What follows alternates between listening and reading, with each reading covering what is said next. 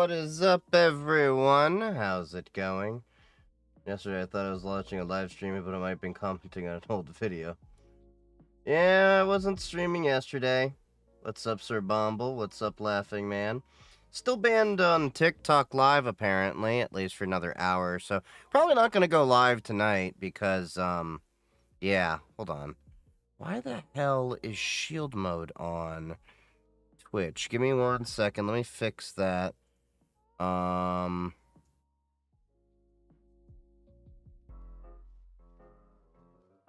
hold on. How do I... Shield mode is off. Okay. Why is it saying that? That's dumb. God damn it, Twitch. Sometimes you gotta refresh the page. Okay, anyway. What's up, everyone? What is up? What is up? For those of you that, aren't aware, we're gonna talk a little bit about Signalgate that's going on, you know, with the incompetency that is the current administration right now, actually getting caught using Signal. But, I'm gonna have a much deeper discussion about it on YouTube in the near future. Right now, the issue is that, God damn it. Stream Elements is messing up. Nothing can ever just, work right in a stream. Hold on. Let me get the notifications working. But yeah, there's going to be a much deeper dive over on YouTube in the near future. I'm working on that right now. I have a... Stupid for my stroke. I mean, you're probably still smarter than Donald Trump as he has a stroke on the golf course. Or swing and a miss. I don't know. Look, man, I just work here. What am I looking for? Oh yeah, we have some new laptop updates are going to be coming out too. Not coming out, they'll be coming soon. So I did finally get an update from PCBWay, who is making my laptop case over here. Well, the back plate at least, which should be fixing the signal issues and thermal issues I was having with this little laptop here. Trying to get it together before DEF CON. Yes, DEF CON cometh.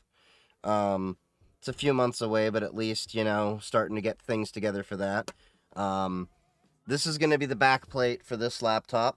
So, imagine that is going to be my logo on there with an aluminum plate that's going to improve the cooling. I have some new thermal pads coming. Hopefully I'll have it in my hands next week or so. Yeah.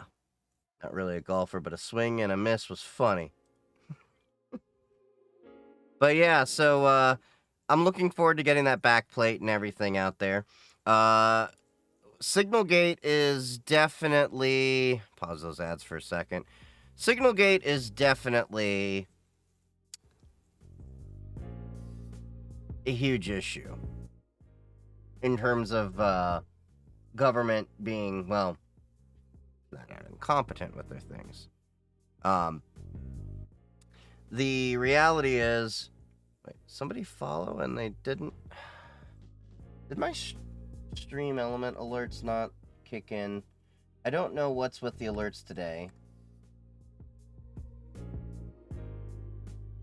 Thank you for the follow, Mr. Gotastic.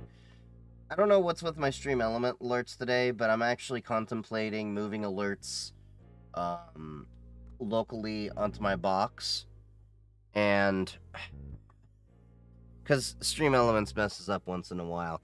Do I just need to log back in or something like that onto this? Or hold on, let's see. If I log out, then log back in. Hold on. Will that let me fix the issue? Okay, things are moving. Just reset the whole view. Yeah. There we go. think Twitch might have a trouble somewhere. It says I'm the only viewer, but the viewer list is a couple people. Yeah, it's kind of weird with different things. Okay, so that might have fixed my stream element part of it, things at least. I really wish that it would at least come up, pop up, and tell you to refresh your token or something. Who knows? But, that engraving makes your logo look like it's wearing a hoodie. What, this one that we're going to be having in the laptop? Hold on. This one? So that's 6061 aircraft grade aluminum to replace the backplate on the current laptop. It looks nice, I think. I think it looks really nice. It's a little... I can't tell if it's the lighting or not, but we'll see when it gets into my hands what it looks like. Now, the interesting thing is, how's it going, Enzado? How's Norway doing?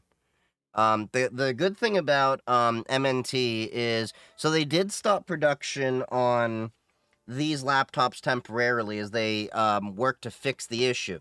So they now have a new backplate they're working on releasing that's gonna not have the copper on these ends. Yeah, this is Pop OS I use for my daily, and it's on my laptop over here. By the way, just before I started the stream, I was just doing some preliminary game testing on this laptop over here. This is my Tuxedo Stellaris Slim with an AMD Ryzen 8845HS.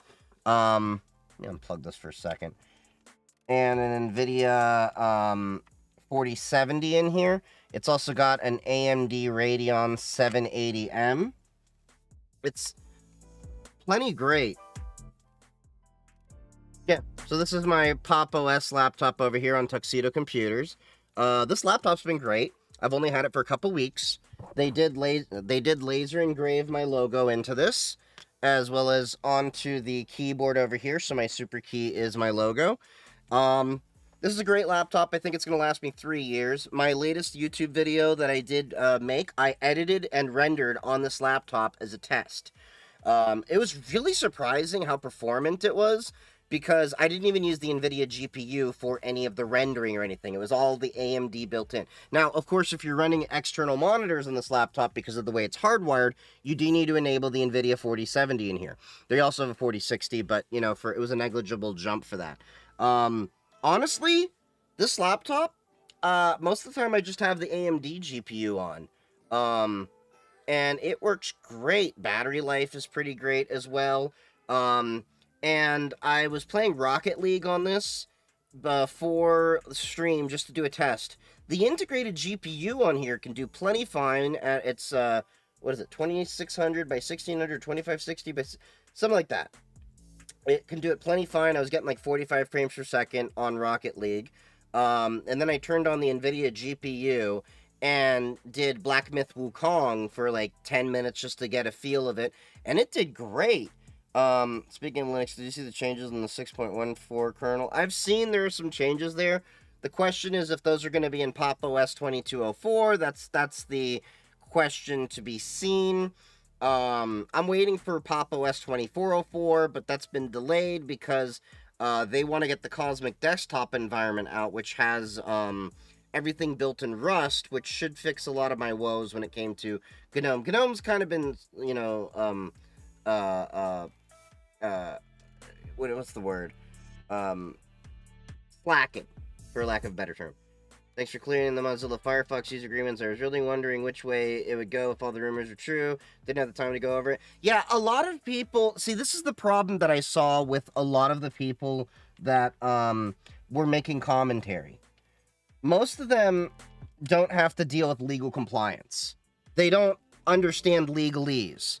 And don't understand that sometimes you have to look at... You have to understand terms of service, terms of use aren't designed for the average person to read it and go, oh, that makes sense. I don't care if it's Mozilla Firefox or anything. They're designed to protect the company. You have to look a little bit deeper. The problem is a lot of legislators have really confused a lot of language out there because the CCPA, California Consumer Privacy Act. While I do agree with the law, the one complaint I have is that it defines selling as too overly broad, because selling isn't legally in the CCPA in the ways that you and I think of selling. When you and I say, hey, I'm going to, sell you this mouse, for example, okay? Let's say I sell you this mouse. You're going to think, okay, I'm going to give him probably money in exchange for this product, right? But the problem is when you get into legalese and the laws is it's not always straightforward. Oh, that's the Ploopy mouse. If you are interested about this, this is a 3D printed open source mouse. I love this mouse. It's great. I 3D printed this myself. Bought the kit from Ploopy. And then I went around looking for a vintage 8-ball from Snooker that fit perfectly because I think it's nicely styled. This is printed in 3 pieces. The base, the top has the buttons built in, and then there's the little cup that it sits on. It's great. But yeah, tangent. Just waiting for 6.14 to be available in NixOS. Going to do FPS before and after. It'll be interesting to see what FPS you can do with that stuff. But to be fair, I've been doing pretty well with a lot of my stuff as it is. Let me see. 6.14 kernel Pop OS. Curious when System 76 might release it. So let's see, what kernel are we on in Pop OS? We're currently on 6.12, so we're not that far behind. So it wouldn't be that much to lift and shift. The question is, do I want to custom compile my kernel, throw it in, and then also make sure that the NVIDIA drivers work with it? That's a whole other thing. How do you think Linux and Rust will do? It'll do great. A lot of things are shifting over to Rust for a lot of their things. A lot of the pushback from Rust is a bunch of semantic bullshit. You have a lot of people that are just being pissy about it. But I think Rust can help alleviate a lot of the memory security, memory leak woes from my complete understanding. I'm not too much of a developer, so someone who is more qualified than I can speak to that. I work more on the cybersecurity end, so I'm probably dealing more with Python, Bash, Batch all day long, and configuring profiles and all that.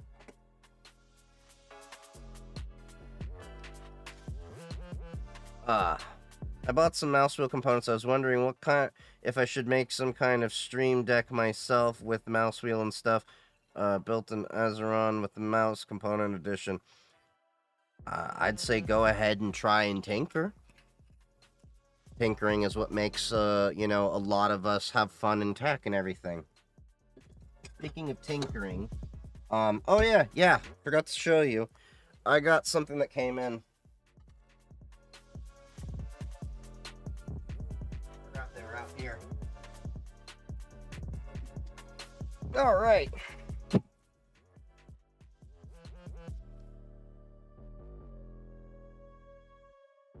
I'm studying for another cert, the Certified Cloud Security Professional, to accompany my CISSP certification.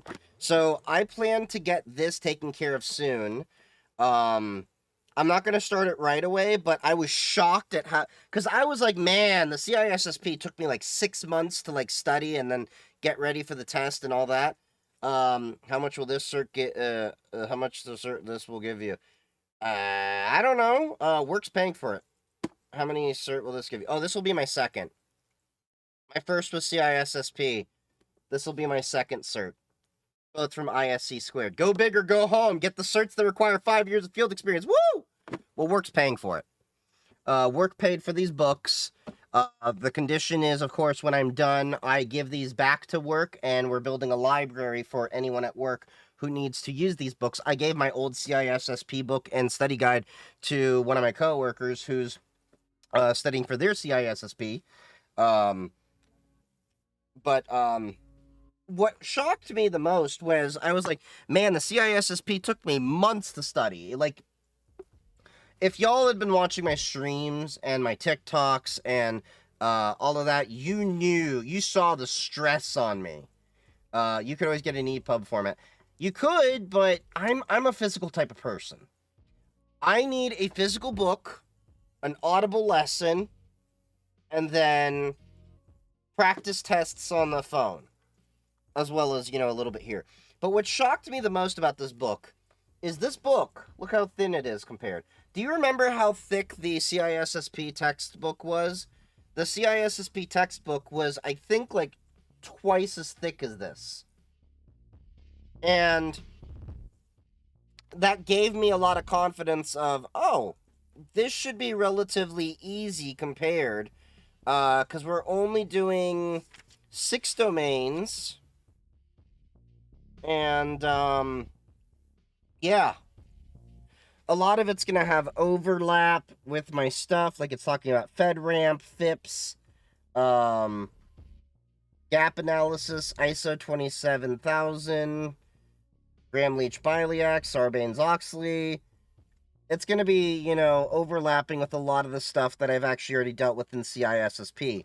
I'll probably be using the LearnZ app on my phone, which costs like $16 a month to do the study as well. Udemy had a couple of courses for like $15 I bought each. So I'll be starting that. But first, I'm going to get my ham technician license. So I've been studying amateur radio. I finished 22 lessons for the technician license, the entry level. And then what I want to do is try and get the amateur, the general license, end of April if I can. And depending on how I feel, I'm going to switch to the CCSP temporarily until I go back to amateur extra. I want to get all 3 classes of amateur radio to get on that, level and start getting into radio and tinkering with all that. Because there's a lot you can do with radio.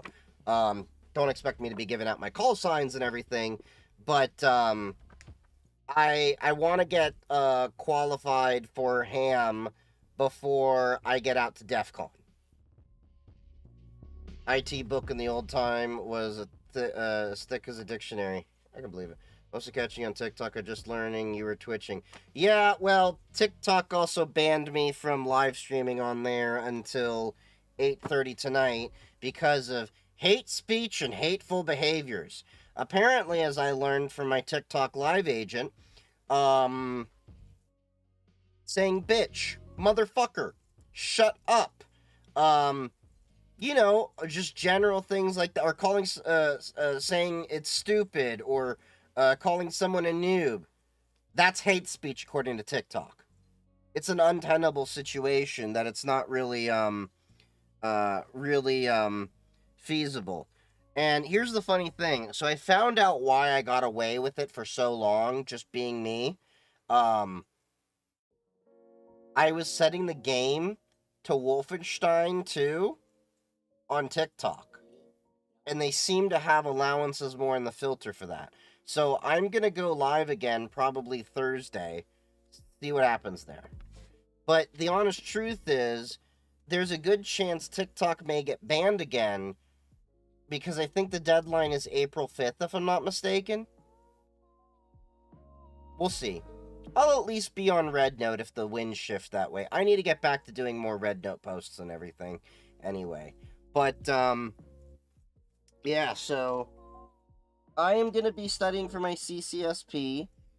I am hoping that I can get my amateur radio test done this weekend.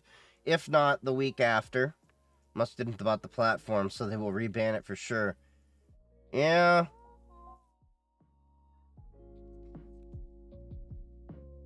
What the hell? Who's paying for it, and what cert was this? Yeah, that's a CCSP.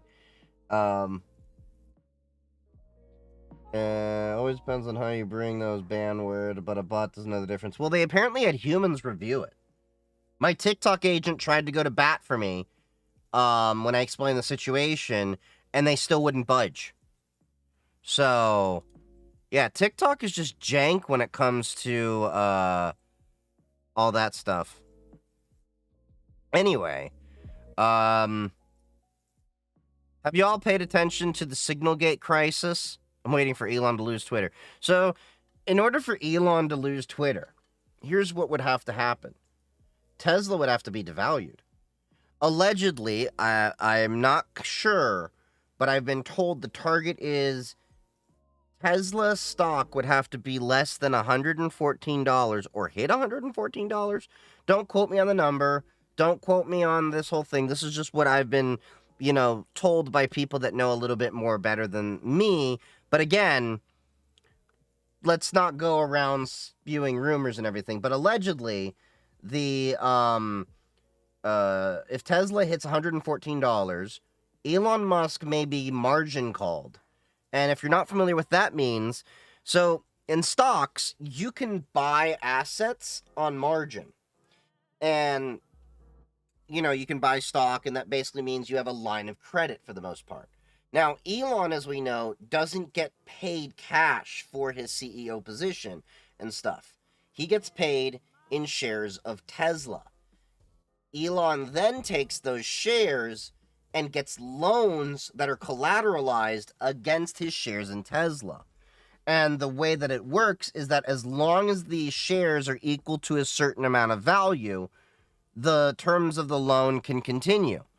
But if the collateral, in this case the shares, get devalued so much, there is then a margin call, which then requires the asset to be sold. Correct me if I'm wrong there. I'm not a finance guy. This is just what I've been picking up and everything from the past few years of the little investing I'm doing. Oh, and by the way, I pulled out completely out of most of the US ETFs except for Cybersecurity and a couple others. And I'm investing in German DAX, which is the German ETF over there. Last I checked, I'm up close to 1%, and I've only invested like a few days. So, yeah, I pulled out most of my money and put it in a high-yield savings account. But yeah, you can buy stuff with potential money from stock value, even if you have nothing. Like X has been bought without having the money. Yes, exactly. So, if Elon has Tesla stock devalued so much, he will lose a lot of money. He will lose his ass and may have to sell assets, including Twitter. Yeah, Elon's been begging a lot of his staff to not sell stocks. And let me put it this way. No solid company goes around with the antics like Elon does. I'm not talking about the, I can say this because it's YouTube and Twitch. The Hitler salute. No, I'm not talking about that stuff. But no CEO goes around talking about their own company like, hey, we're going to make 1,000%. I'm going to, try to take the company private and all that. He does these things to rile a lot of people into a frenzy to invest and not actually stick. Tesla's a meme stock for the most part. Tesla stock is now growing because of the release of full self-driving in China and robo-taxis. Like, imagine the drop when he can't deliver it. I don't think it's that so much as there's a concept in investing called a dead cat bounce. Have you ever heard of this in investing? So let's show what I mean by this.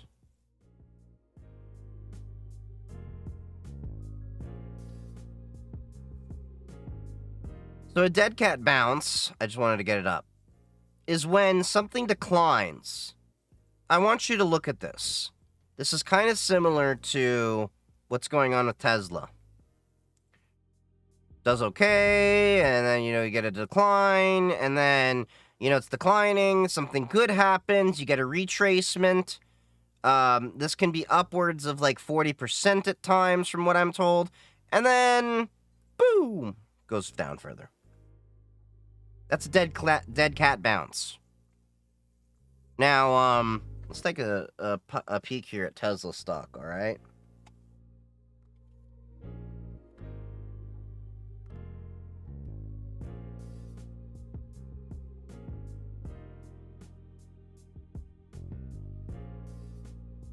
Alright, let's poke at this.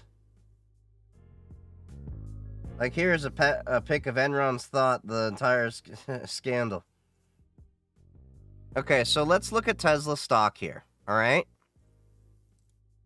Let's pull it out for a year. You're doing alright, then you got this decline, then it goes up. This retracement here, if you look at the dead cat bounce, kind of looks like the retracement here. It's going to decline again. And here's the thing. They're talking about full self-driving. The full self-driving in Tesla is a fucking joke compared to BYD and Xiaomi. I'm not saying this as someone who just wants to hate on Elon. I'm saying this as a technologist, as someone who's a professional in cybersecurity and technology. Tesla has the Achilles heel of the problem that they are completely dependent upon cameras. They are overpriced for the performance and quality that they have. And I'm not just talking in performance in terms of horsepower. I'm talking performance overall with the entire system. Xiaomi, BYD have cars that have sensors in there. There's ones with LiDAR. There's ones with sonic capabilities that can use sound and bounce off. And Tesla has squandered their first mover advantage. Tesla at one point was the leader in EV, but they squandered every single advantage they had in the marketplace. And in a vacuum, yes, Tesla was dominating. But there's no longer a vacuum there, because every car manufacturer is making an EV at this point. And I don't know of a car company that isn't making an EV at this point. Ford has their Mustang EV, their Lightning EV, Hyundai has an EV, Volkswagen has an EV, BMW has an EV, then you have dedicated EV companies like BYD, then you've got Xiaomi. Well, I think Xiaomi had gas cars too, but you get the point. So, remember how Tesla faked the self-driving taxi and robot at an event that by being remote controlled? Oh, that wasn't too long ago. I remember that. And Tesla's in investigations right now in Canada, because one dealer apparently sold several thousand Tesla vehicles in like a week. That didn't make sense. Right when their rebates were about to get called. Tesla's a tech company that does cars. I would argue more that they're a car company that does tech. Because the reality is, in terms of other products, they don't do too much. What? They have home batteries? Go look up who makes their battery cells. What? They do solar panels? So do a lot of other companies. I'm still waiting on the Tesla Big Rig. We're still waiting on the Tesla Roadster. What was it? Like about 1,000 people put a $250,000 down payment. 1,000 people. So what is that? 2.5, 25 mil, $250 million scam, basically. Have we heard anything about the Tesla Roadster since? You know what we've heard? Hold on. That wasn't the button.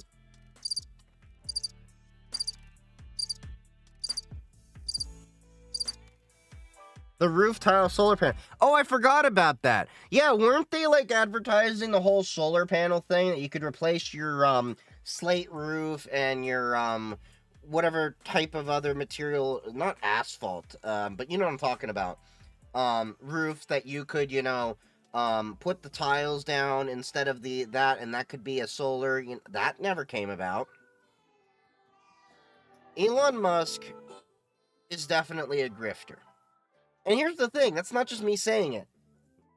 The original investors over at X.com, not Twitter, X.com, the company X.com that merged or was acquired by PayPal in the 1990s. They called him out for this behavior.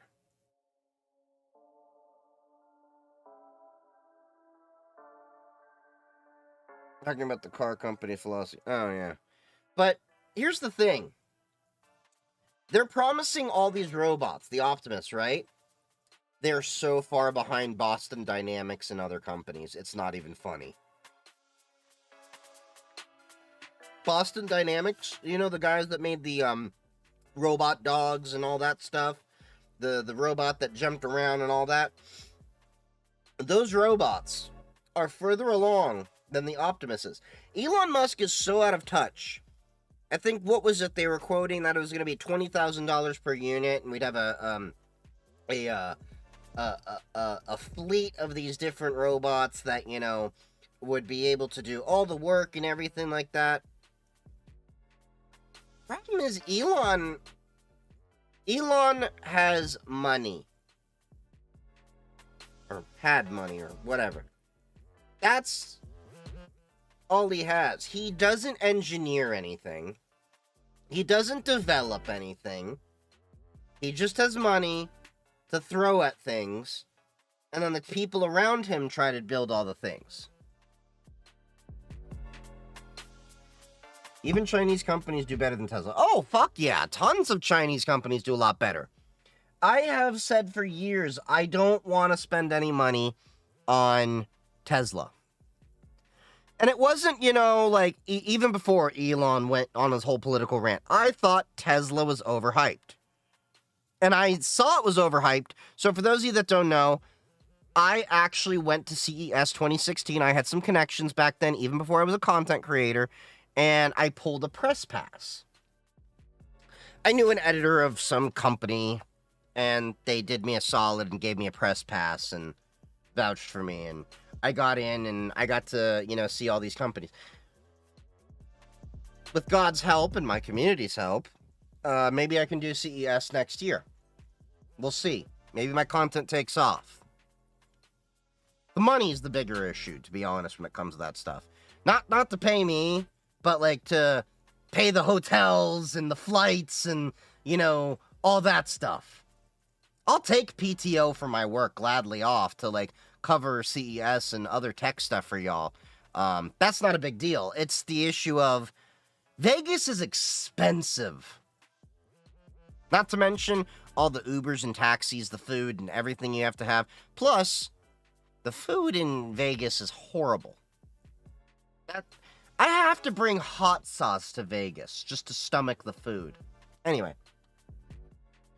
But I rode in a Tesla. I think it was the Model X. I think it was in 2016. Tesla had their little track in CES to go around and try them out. And I remember, like, everybody's like, ooh, ah, Tesla, ooh, ah. And me being the tech person I was, and this was before I was fully in cybersecurity. That was the same CES, by the way, that I got to meet John McAfee. Yeah, white people food. That's Vegas, mostly. It's designed for white people and white people's spice palates. Go off the strip, find something good. Otherwise, I'm downing the hot sauce! Anyway. I had complaints, I had made some observations about the Tesla Model X, and I'm like, okay, you got the gull wing doors, DeLorean did that first. It's nice. Not anything new. You got the cameras and all that, they make you go around a lap, it detects the objects and everything, and I made the point of, how is this any different than other cars with object recognition or the NVIDIA systems that were also being demoed at CES at that time? I always am that one tech person that goes to tech events and I piss people off. Because you can't bullshit me on tech. Because I will start asking questions and everything. I want to like the new, the Roadster would be easier to make than the Cybertruck. The Roadster would absolutely be easier to make than the Cybertruck, which is why I don't understand why Elon sold the Cybertruck before the Roadster. until you start to realize the Cybertruck is the first car that Elon was designing and was behind everything with. What's up? Oh. Thank you. We got one of those new Ninja Crockpot things. So, you just had to try that out. I saw my first Cybertruck this year in Canada. I almost puked in my car when I saw it. And those are glued on. He lied a lot about the Cybertruck, by the way. Oh, it's going to be an aluminum unibody, you know. It's all aluminum. New process for metal and everything. Glued the fucking panels on. Couldn't even tack weld that shit. Like, I'm not talking like he needed, like, full seams of welds. Even I think that would have been overdone. Just tack weld it. And now every single Tesla Cybertruck is getting recalled because they used the wrong glue. Was Elon Musk's huffing all of the glue? Was that why they used the wrong glue? New process. No one ever glues aluminum on a car. No. I was going to say no one glues aluminum, period, but I completely remembered Apple had the same issue. Because Apple, if you recall, their unibody Mac is not unibody. It's two pieces of aluminum glued together. And the heat over the heat sink would have a fan blowing directly onto the seam, and over time, MacBooks would separate. Louis Rossmann and other repair shops documented this heavily. I have yet to see a Tesla, even though my superior officer said there's two in Anguilla. I have seen a BYD car here. BYD is nice. I would love a BYD. I've ridden in those several times when I was in Portugal. They're nice. They are nice. But Tesla, I have been a passenger in a Tesla a few dozen times. 3/4 of those times, I swear to God that Tesla tried to kill me. Like, I am not exaggerating here. I have seen it. Oh, we're going to make a left-hand turn. It couldn't figure out what lane to get into for the left-hand turn, and the wheel was doing this in the middle of the road, so the car was literally, like, shaking, almost hit the car to our right. There was the time, we got this on security footage, where it almost ran into the gate at work. There was the time when apparently all of a sudden it freaked out, turned the wheel, cut to the left, and almost went full barrel into a parked car. Like, literally, we were about to park, and then for some reason cut the wheel, full acceleration. Like, you had to a split second, like, put the brake on. Like, it was so fast that you could hear the car, like, literally do the screeching tire noise.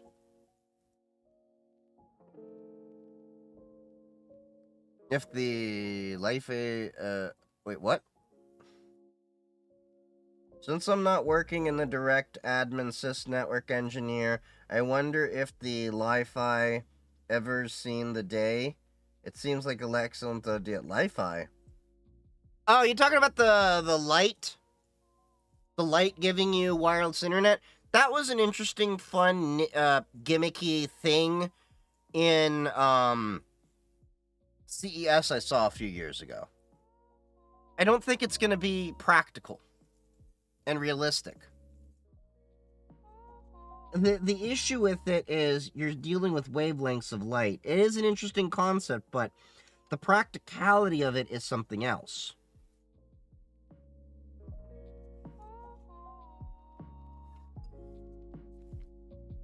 But here's the problem. Light comes in many different spectrums. You could easily jam or confuse it by adding different spectrums of light throughout there. We'll see what time says over time. I mean, when time will tell, but yeah.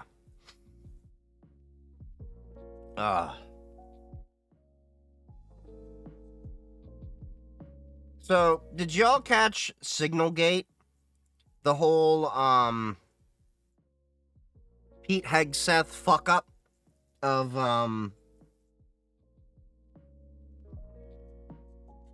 the Trump administration? So, they were using Signal, which, for those of you not familiar, it's an encrypted private chat app I like, many people in cybersecurity like, but you should not be using it for business, and you definitely should not be using it for government work, because it's a violation of federal record-keeping laws and all that.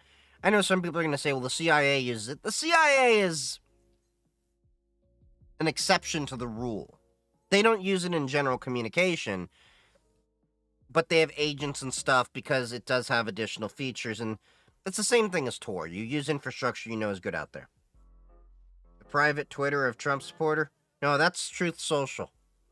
But Signal, they had a chat with the defense secretary that was, what's the word? With some other high-ranking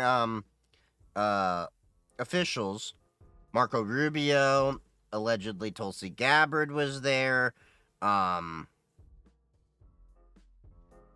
There's a few other names that are escaping me. But anyway, there were a few others in there. And what happened was they added, I think his name is Jeffrey Goldberg, the editor-in-chief of The Atlantic. They didn't do it intentionally, but they accidentally did it, which is why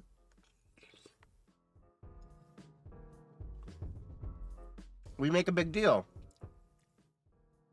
about identity and access management in cybersecurity. And, oh yeah, I'm in the middle of an ad.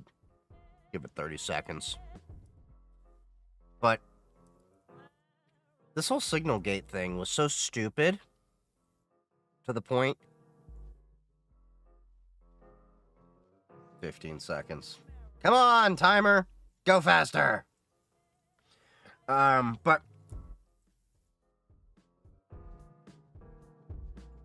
hold on, what's the...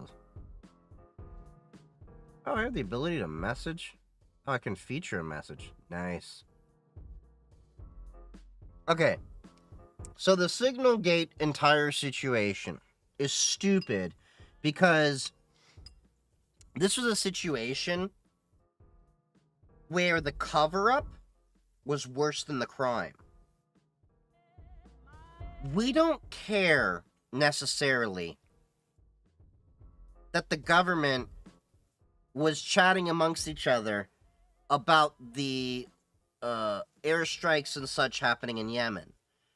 We care that they had this off-the-book chat in an unsanctioned way with no proper identity and access management, no oversight, and the chat apparently, from what I'm understanding, had it set to delete after 1 week. They were doing this to avoid FOIA, to avoid audit records and everything.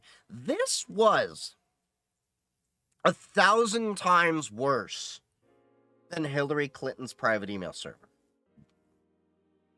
To make this very clear, Hillary Clinton running her own private email server to conduct official business with was bad. What they're doing now is 1,000 times worse, especially given the context of they crucified Hillary Clinton. Lock her up! Lock her up! Over the emails and everything.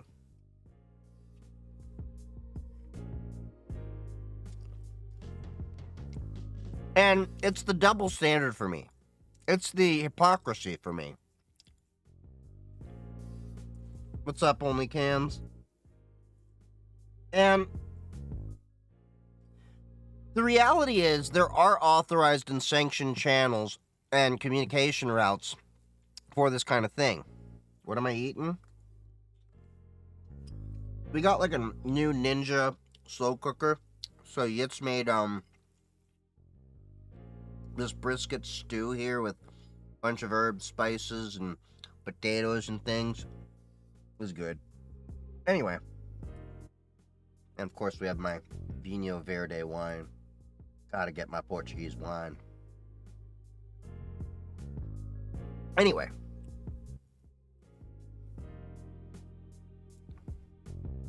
At least there's only two standard. Normal standard for everyone and the standard only for Trump. Where he can, whatever, and a lie isn't a lie. Yeah. That's the problem with Donald Trump, is good enough for thee, but not for me.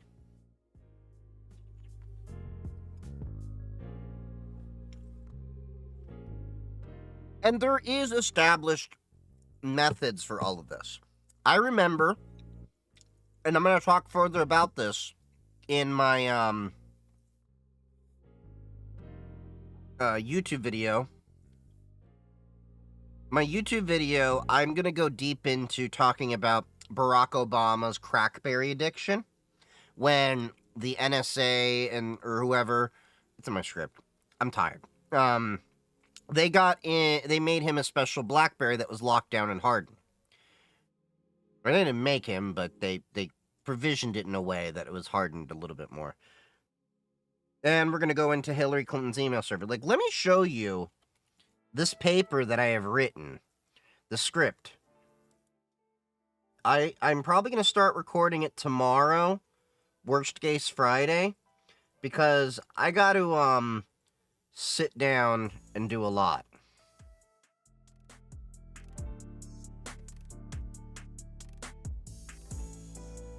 Wait, no. Sorry, that's the old version. Let me correct this. Hold on. So I'm like, wait a minute. That's the short version. That ain't right.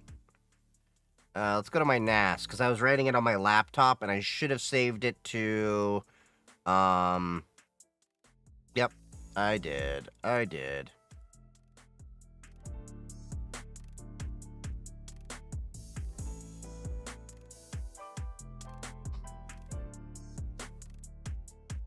My dinner is consisting of a Geek Bar vape. This is 16 pages. Cited. Sourced. Look at all these citations in here.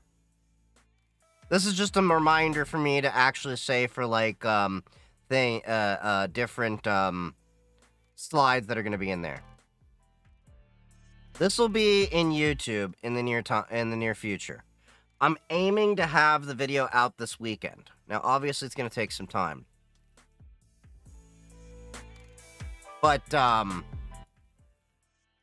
I love the fact that I got a teleprompter now, because now I can actually read the script and do all that. The Mozilla Firefox video was my test to play with all this equipment. But the Signal Gate situation, and I don't know how a lot of people are so dense as to not understand the issue with it.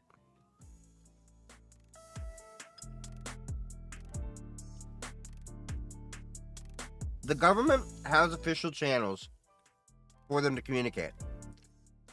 A lot of the stuff they were apparently talking about is supposed to be in a skiff, which is a siloed way to communicate, and a lot of these things should be in person.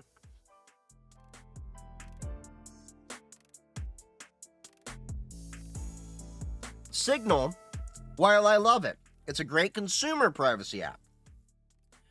It lacks the identity and access management controls that one needs in a corporate and governmental setting. If you want to do the same things as Signal, you would shift over to something like the Matrix protocol, which I have my own Matrix server. European governments and many others run their own Matrix server for their military and everything, and then they can federate that connection in to different servers, and you can have an end-to-end encrypted app connection between these different servers. And you can even attach it in with an identity provider, like an Okta, a Duo, Microsoft Entra, all these different providers. And then you can manage the identity and access. Signal doesn't have that. Signal, great for the average user. It's still dependent upon your personal phone number. Which means, and is likely with a government, user, your phone can be stolen. And the government has no way to shut down that communication. Whereas, if I have a government phone, or a government, let's just go, and not doesn't even be government. Let's go into a basic corporate setting. I provision an iPhone to you. You can do it with an Android too, but most corporations use an iPhone because it's easier to do MDM and all that stuff with it. That iPhone is reported as stolen. I can lock that phone down, block that phone's access from the identity provider as well. And then I can provision you a new device and make sure you have access to everything you need. But when you're doing everything on Signal and you lose access to your phone number, there is no recourse there other than to restore access to the actual phone and all the information there. So there's a huge delay between, oh shit, my shit got compromised, to I have now been able to mitigate and restore. Whereas you can have identity operations, cyber operations, shut down access to a device that is deemed unauthorized within seconds if you have your automations on point, where you can actually do, this is where zero trust comes into play, where it's basically looking upon different factors going on, and it's constantly re-authenticating. So yeah, the whole Signal Gate thing is a master class in poor identity and access management and security. And the only reason they were doing it was they wanted to keep things off book. The fact that Tulsi Gabbard couldn't even sit there while being grilled, I think it was by the Senate, to, even confirm or deny if she was in fact the TG in the Signal group chat. And the whole thing of the situation was worse than the actual crime. The cover-up was worse than the crime. Because now they're doing everything they can to backpedal, and the fact that now this has been exposed is, showing the government's not obeying their own laws.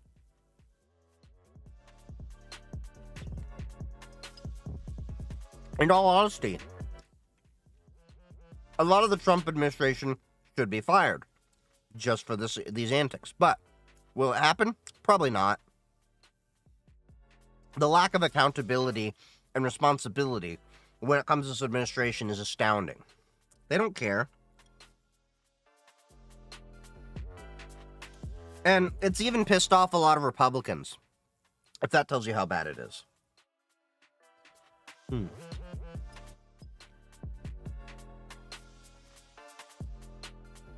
This is the same party that for years was talking about Hillary Clinton could have had her email server compromised because it wasn't properly secured and maintained by the government, and they could have intercepted any communications, and we find out it didn't have DLS or SSL inspection. These guys are walking around on their phone talking about everything. They added a journalist unintentionally, and by the grace of God, it was at least a journalist with, ethical integrity that apparently he redacted a lot of that information. What happens if they had accidentally added a malicious actor? These are the things you need to consider. And all of what I'm saying doesn't specifically apply only to government situations.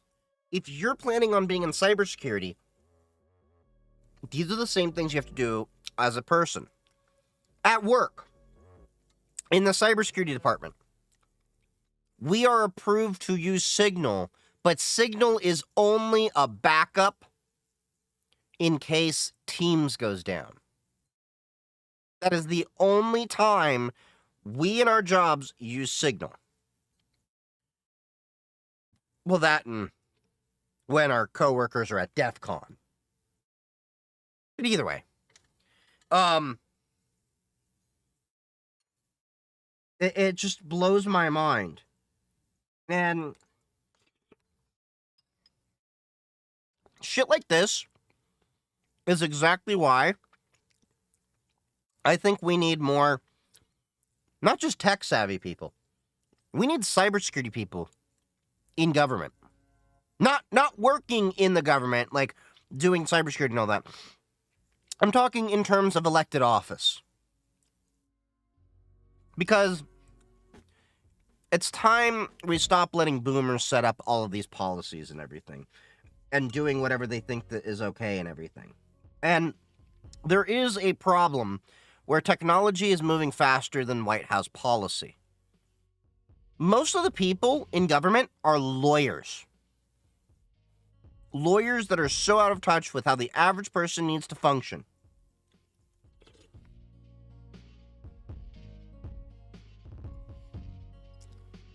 And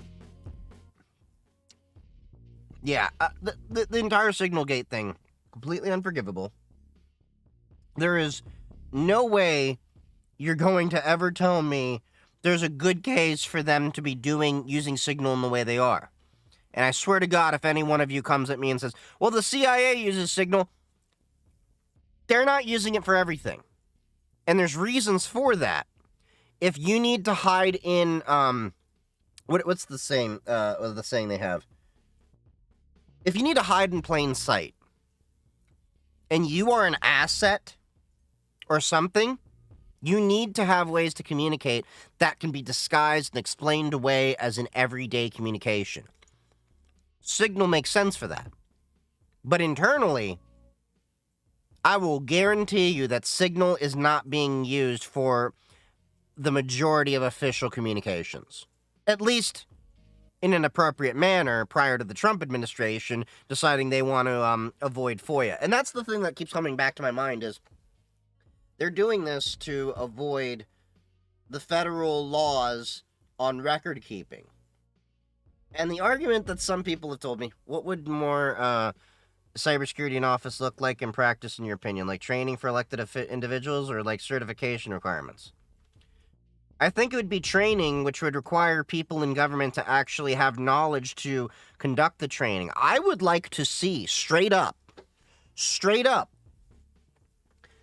phishing, social experiment, social engineering, conducted on our legislature in the same way we do in all of our everyday companies. I want to see. Okay, how many of you understand what a SOC compliance is? Not saying we need to get to that level. Well, we should, honestly. I want to see,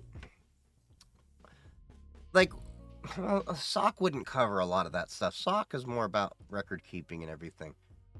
But in essence, I want to see people trying to social engineer our legislature. Phishing tests being conducted on the staff. All of this stuff. If I found out the Secretary of Defense fell for a phishing campaign, I think they'd need to be removed. I would contextualize that with what kind of phishing campaign. Because if we're talking a simple, your DraftKings account has been accessed, click now. Yeah, you should be removed. But if we're talking about a sophisticated, long-form phishing campaign that is actually disguising themselves with, actual real-world, like, essentially what a lot of espionage is. What is a lot of espionage, if you think about it, except social engineering? That's where I would start calling things into question. But then that means that you need to start questioning what are the vices and weak points of these individuals? Everyone has their weak points. Pete Hegseth is an alcoholic. It's been admitted.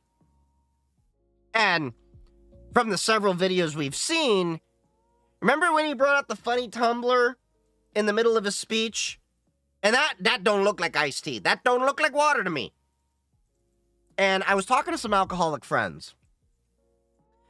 And to make this very clear, once you're an alcoholic, you're always an alcoholic, even if you're sober. It's just like you never stop. It's like how the Marines say you never stop being a Marine. Same concept. Alcoholics apparently do this weird thing they told me where they stick their tongue out as they're getting a drink to, like, prepare for that. Like, I forget what it is. Pete did that, if you notice, with that little sippy poo he had on the thing. But anyway. But cybersecurity training, getting back to the question you had, You got real Mexican food. Did you get actual, like, from a real Mexican, or did you get it from a guy named Chad? That's the question there. Oh, you got a taquiera. Ah, nice. But what was I gonna say? On top of, phishing training and, I want social engineering training, like where I want people calling in, asking information that doesn't make sense and, testing the gatekeepers as well as, when things get handed off, all that. I also want to see training on classifying data. Classifying and categorizing data. To have them understand what the value of different... Yeah, pen testing the government. That should be done. I don't care if you're an elected official. It is the modern day and era. We need to talk about pen testing the government A to Z. And I also think not only should it be done at least quarterly, those reports should be released within 1 year of each penetration testing session. And you want to bet your ass there are so many ethical hackers out there that would volunteer for this kind of shit. Like, you go to DEF CON, Social Engineering Village, like, literally. Okay, the TSA and, all that are already in, like, the aviation, aerospace village. All right? You bet your ass you get the government or some elected official to have a sign-up booth for ethical hackers that want to, volunteer to pen test the government. They do a basic background check, make sure, there's nothing, scary with them. And you give them a get-out-of-jail-free pass to go social engineer the government. And provided they give their information and everything, make reports and everything, that gives the people doing the test, one, something to put on their resume. Two, that can help us find talent to hire in the government. Three, that would give us, the citizens, the ability to directly hold our elected officials accountable. I bet Bernie Sanders would be in favor of this. That's the other part I was thinking of. Finding ethical hackers to be trusted with a pretty sensitive scope. There's a lot out there. But here's the thing that the government really kneecaps themselves with. And I talked about this before. We need to end the war on drugs. Hear me out. You're going to hear how this is directly connected. Still on politics? No, we're talking about penetration testing the government. So, a little bit, but we're talking about ethical hacking the government. The United States government war on drugs is the biggest reason why they lack a lot of talent. Here's the reality. If you've been in the cybersecurity field long enough, you will know a good chunk of people out there. Okay, we're probably a lot of us on Adderall because we all have ADHD or something like that. But there's also a good chunk of people out there that smoke weed. If you don't believe me, go to DEF CON. You'll smell it everywhere. Smell it on everyone, all that, and it's legal at the state level. But from what I understand, the FBI, if you used marijuana within the past year, you can't apply. And they polygraph you and everything. That alone kneecaps you, because think about it this way. The best hackers that are still, like, just getting out of high school, going into college, coming out of college, even though I have said before, you don't need to go to college for that. Most of the best ethical hackers aren't squeaky clean people. If you get me in a room with people, I've seen this firsthand. I'm not dropping names. Even myself. we've done some sketchy things in high school or college. Because let's remember, a lot of us have to make money to get by. And yeah, plenty of hackers, malicious or not, are far from sober. Absolutely, totally agree with that. On the light end, they have a little drink here and there. Maybe more than a little drink. On the majority, in terms of intoxicating substances that I've seen, is marijuana. What's up, Reform Temo? How's it going?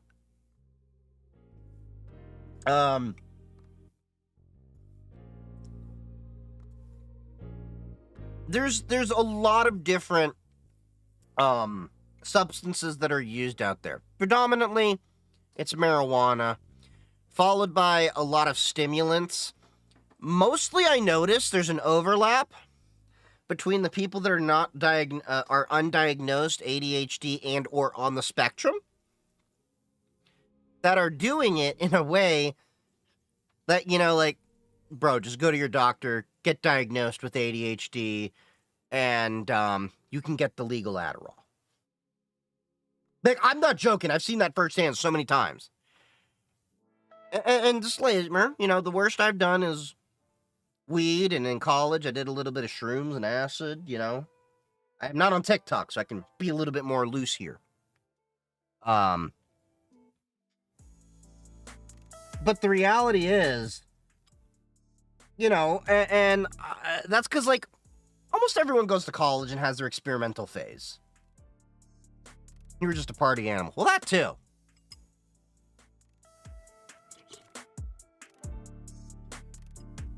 I don't do any of that shit by far now, but I'm also not going to judge anyone that's doing that shit.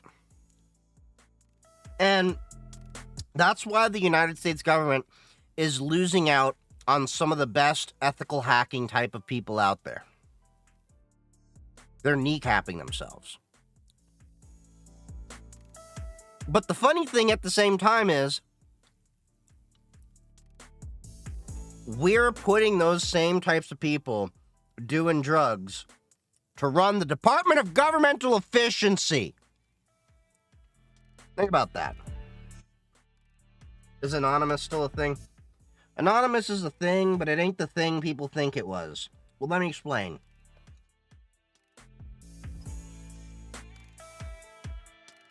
Anonymous isn't some elite hacker group that everyone thinks it is. It's a banner that everyone can take up and use for their cause. So you can be anonymous yourself and do whatever. But it's not this, you know, elite hacker group everyone thinks it is. I don't know where that, you know, thinking came across. Well, for ADHD, it's like a trend right now. Everyone want to be it unless you get certified by a specialist. You aren't ADHD. For me, doctor with not knowledge declare you ADHD if you answer a 30-question test. I wouldn't say that's true. It's not a trend right now. The reality is, you have to understand, is that mental health is finally catching up with a lot of things. And I say this as somebody that actually did get diagnosed ADHD as a little kid. ADHD can tell other ADHD people. It's one of those things where you look at somebody and you're like, yeah, you are. Am I really? I'm like, yeah, you are. Like, there's these little things you can pick up on. A lot of people can't afford doctors to go to the diagnosis and everything that we need to do. That's why we need universal health care, but that's a whole other discussion, you know. The honest truth is, how did I figure out I was also kind of on the spectrum? One day I sat back and I'm like, you know, almost all of my friends are on the spectrum. Oh, damn, wait a minute, am I one too?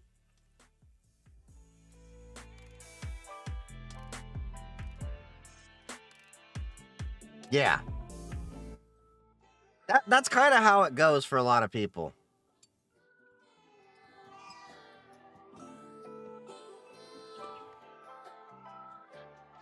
I don't think ADHD and being on the spectrum is a trend as much as people are finally picking up on all these things going on. But you have to remember, A lot of people were treated like shit in their childhood. And they weren't given the proper health care and guidance that they actually need to have. That's like the unveiling. But still people get in the trend for the trend. Like gluten-free. Like 3% of the people is allergic to gluten. All other just a trend. You might be intolerant to gluten, but it's usually just temporary. I think that's an apples and oranges argument. Diets definitely do have a trend, but mental health is a whole different component of things.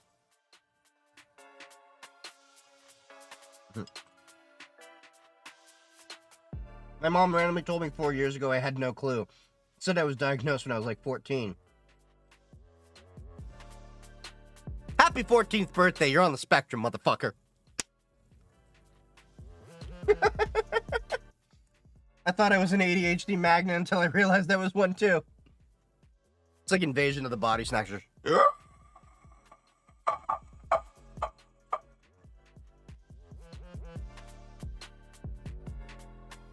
I got tagged as weird kids instead of ADHD. I learned to mask everything so much as I believed myself I was normal. Oh my god! So here's the funny thing. I came to the realization as a little kid, not as a little kid, I was an adult. I never learned how to mask. Because my family had me diagnosed as ADHD when I was like 5, 6, 7 years old. And ever since, my mother, before she got addicted on drugs and everything, actually, stood back and was just like learning to do tools, and we had things where we learned how to just process the way I do things. So for an example, perfect timing, Twitch. Hey Macanoo, how's it going? How's it going, buddy? Oh wait, 5, 4, 3, 2, 1, and we're back. Okay, so as I was saying, what's up, Macanoo? So, I actually learned a few years ago. I never learned how to mask ADHD and all that stuff. Why? My mother had me diagnosed when I was like 5, 6, 7 years old for ADHD. Had me go through the proper process, like behavior therapists, all that stuff. I was very fortunate growing up where we weren't wealthy, but we were comfortable. Does that make sense? Like, we were still middle class, don't get me wrong. But we were comfortable. And, how do you get tested? You go to a professional that's actually qualified for this, and they sit and ask you a bunch of stuff and figure it out. Now, I did it as a kid. Now, it's in my official record. Like, the doctor I go to has known a lot of my family for years that he doesn't even question, like, when I say, look, I need to go back on ADHD meds. He's like, okay, here we go. That's the sound of the police. Woo, woo. It's the sound of the beast. Thank you for that raid over there, Macanoo. How's it going, buddy? If you haven't already, go check out Macanoo. What'd you do? First time I met you. Is it? Wait, no. Have I met you before? I think you have. You've been in here before. Well, thank you for the raid. For those of you that are not aware, my name's Chief Geek 3D. I do cybersecurity professionally. We do gaming on Linux here from time to time. We talk tech, we tinker, and we also have ADHD rants about a bunch of different stuff. Anyway, how was your stream over there, buddy? What were you doing over there? So, yeah, just, I gotta set up, like, a little thing over there to tell me, like, about the people rating me and everything. Because, yeah, thank you for that.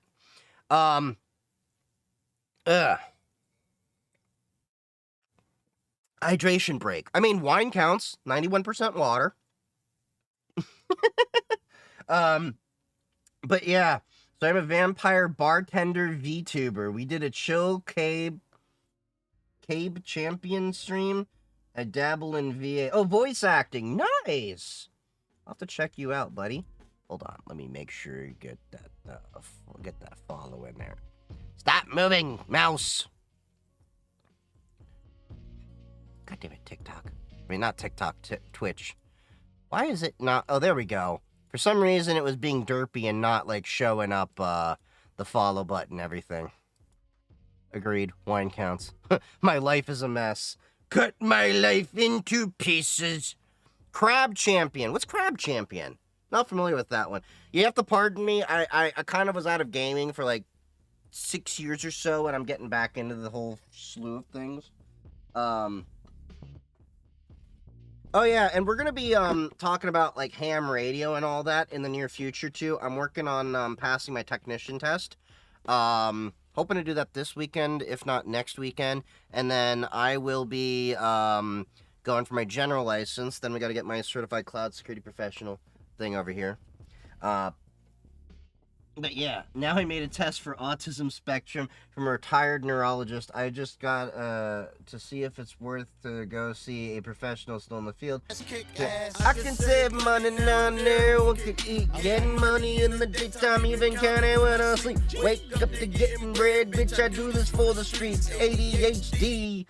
Thank you for that subscription there, Jessica. Appreciate you, buddy. Happy hacking. Since you get back in gaming, you tried Kingdom Come Deliverance 2. It's one of the rare game nowadays worth it. I have not. Let me pull it up on Steam. See what... I take it that's on Steam, if I'm not mistaken. God damn it, I hope I'm wrong Steam. I flipped my Steams. Nah! What you doing, Jessica? How you been, buddy? Crab Champion is a roguelike shooter where you play through levels of crab murdering hordes of enemies. Is that like Squirrel with a Gun? That looked like an ADHD fun time. For a fast comparison, it's like Skyrim, but medieval realistic vibe. Interesting. Let me see. What is this called? It's called, Kingdom Come Deliverance 2. Kingdom Come Deliverance 2. Huh. Oh, it just came out recently. Ew, that is interesting. So, is it multiplayer, or is it single player? Like, what is it? Like, oh, it looks like it has a story to it. Okay, let me check out ProtonDB. What does ProtonDB say about it? Full-fledged game. Like, okay. Kingdom Come Deliverance. Hey, it's got a platinum rating. The game on Linux. Cool. Add that to my wish list. Yeah, that's good. People are saying runs perfect out of the box.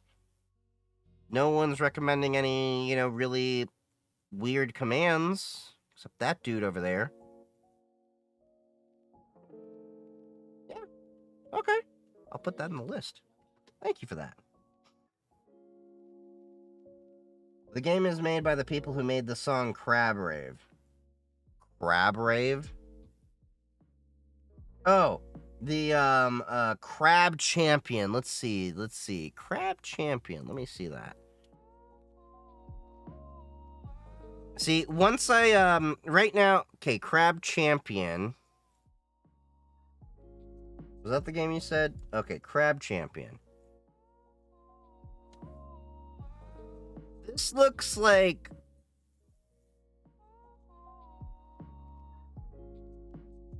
if I were to play... What the hell? It looks like the kind of game I would have imagined while I was on acid. I like it.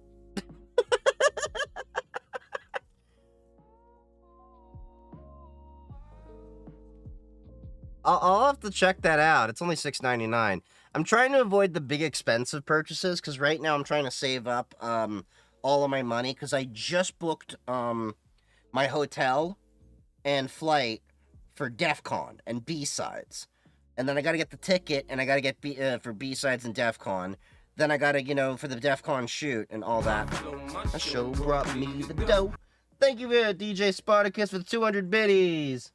Or 100 biddies, thank you. Or, no, that's 200. 200, thank you. I saw there was like 100 and then 200. Yeah, thank you for that. This game just got a major update, and the music is a bop.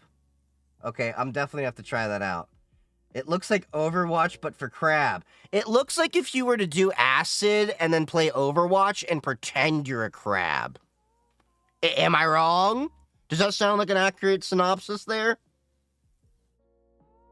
Yeah. So I am planning to do some cool things with DEF CON. So, so one of the reasons why I got this laptop over here, let me unhook this so you can see it. So I haven't done a full review on this in,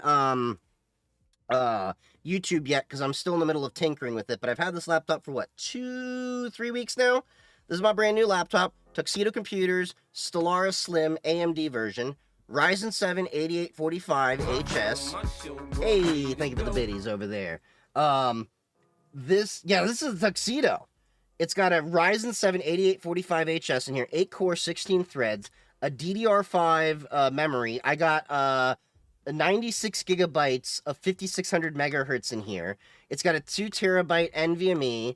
It's an NVIDIA 4070 in here with 8 gigabytes of VRAM. And I can add a second NVMe in here. I'm actually contemplating getting another 2 or a 4 terabyte and then putting Lux on here so I'll have some more storage. Well, anyway, I got this guy because I'm planning to... it's also got an AMD Radeon 780M in here. The integrated GPU in here is powerful. Like, my most recent YouTube video talking about the Mozilla Firefox Terms of Service update and everything like that, and the chaos it had, this was rendered on this laptop just using the AMD CPU and GPU. I didn't use the NVIDIA 4070 in here for NVENC. So it was H.264, not H.265, because I was using Kden Live, and they don't have H.265. But yeah, this is really, really great. Thank you for the follow, Macanu. So, I've been loving this laptop. It's gonna definitely be my daily driver for a few years. For editing content and everything like that. Of course, we're rocking Linux on this. The other nice thing is it does have a backlit keyboard. And it has 4 stages of lighting, so it's an RGB, so you can set the color whatever you want. And Tuxedo has a nice control suite in here. I'll show you what I mean by that. So, you can open up the Tuxedo Control Center, or you can just hit the Tuxedo Control Center button over there. Wait, did I hit? No, yeah, I did. It just sometimes takes a little lag. And then you can control all the different parameters out here. So right now... Yeah, right now I'm on the integrated GPU. So most of the time I just have the integrated GPU version on. Hey, Barack. What's up, buddy? What's up, dickhead? What's up? What's up, boy? How's that go, boy? How's that? Whoa, whoa. Barack, Neshika. I just told him to kiss me in Hebrew. Say hi. Say hi to chat. Oh, I know what he wants. He wants y'all to spend some channel points to get him a treat. Spoiled ass rotten dog. He's learned if we're down here, come in an hour later and then there'll be enough people to like put treats down. Alright.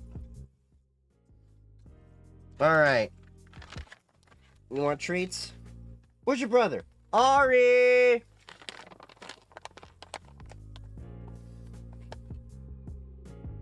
Lamala. Good boy. Ari! Yalla! Buena!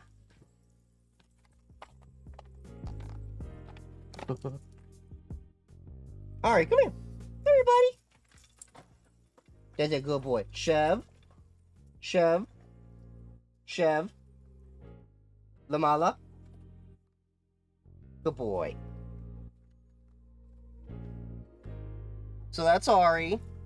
He'll turn 7 in 3 days. And that's Barack. He's about 1.5. Those are my boys. He's a good boy. Neshika. Good boy.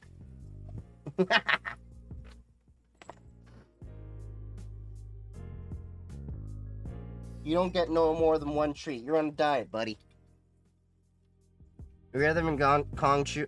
I gave them Kongs. So Ari's a power chewer. Like, he will, like, rip through any chew toy I give him. The only things that hold up are Nyla bones. Now, Barack is more of a gentler guy. He likes to fuck with Ari and, like, you know, steal his toys and chews and all that. But I got Barack to keep Ari a little bit more active because Ari's getting a little bit older. And, you know, he's getting a little bit mopey. So I've actually noticed that Ari's getting a little bit more energy now that Barack's around and they play it a little bit at night. Yeah. Yeah, I gotta, like, give him the rope balls, and, Ari likes tugging games. Barack just likes to, like, fuck around and wrestle him and shit. Refreeze peanut butter and Kongs. Yeah, I do that too. I give Ari a lot of the knee bones, the bully sticks, the chicken wrap chews, not chicken hide.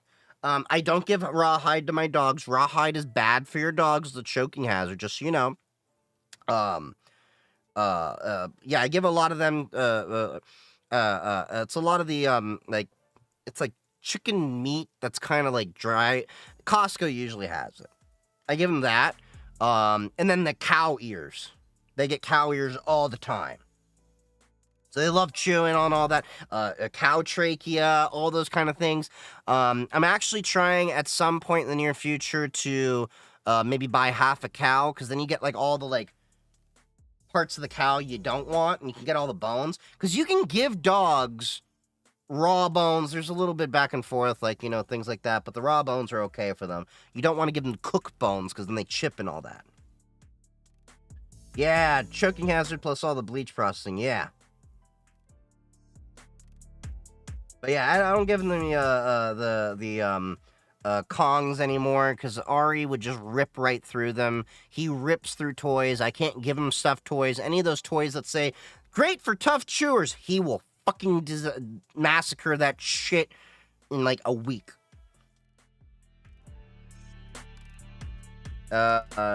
He tries to give antler. I've given them antlers, so I've had friends that have gone hunting and given them an antler. Like, they literally have, like, an entire ass antler. Like, one this big. And the dogs don't use it all that much. They're not big fans of antler. Once in a while, they'll chew on it. Ari loved that when he was a puppy, but, like, he kind of grew out of it. It's still around the house, though, because that thing just doesn't go away. Yeah, good dogs. Great dogs. Not the ass antlers.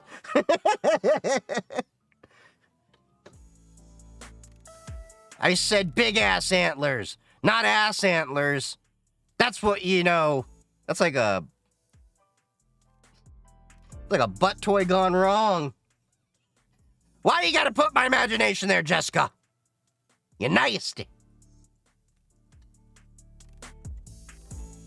She even got me on camera. Emotional, damn it. Not everything is a D. Look, okay? I want you to understand this. Anything is a dildo if you're brave enough.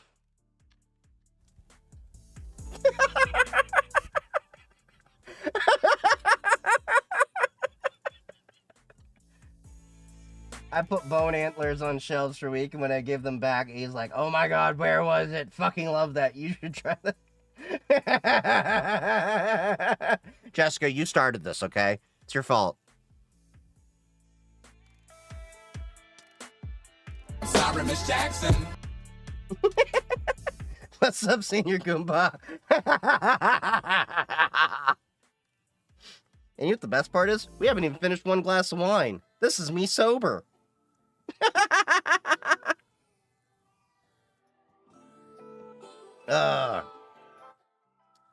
So anyway, back to the laptop thing. And then we're going to talk about the laptop upgrade that I'm working on as well. I done goofed. Hey, Ron. Hey, Aaron! All right, but yeah, this laptop, it's doing really well.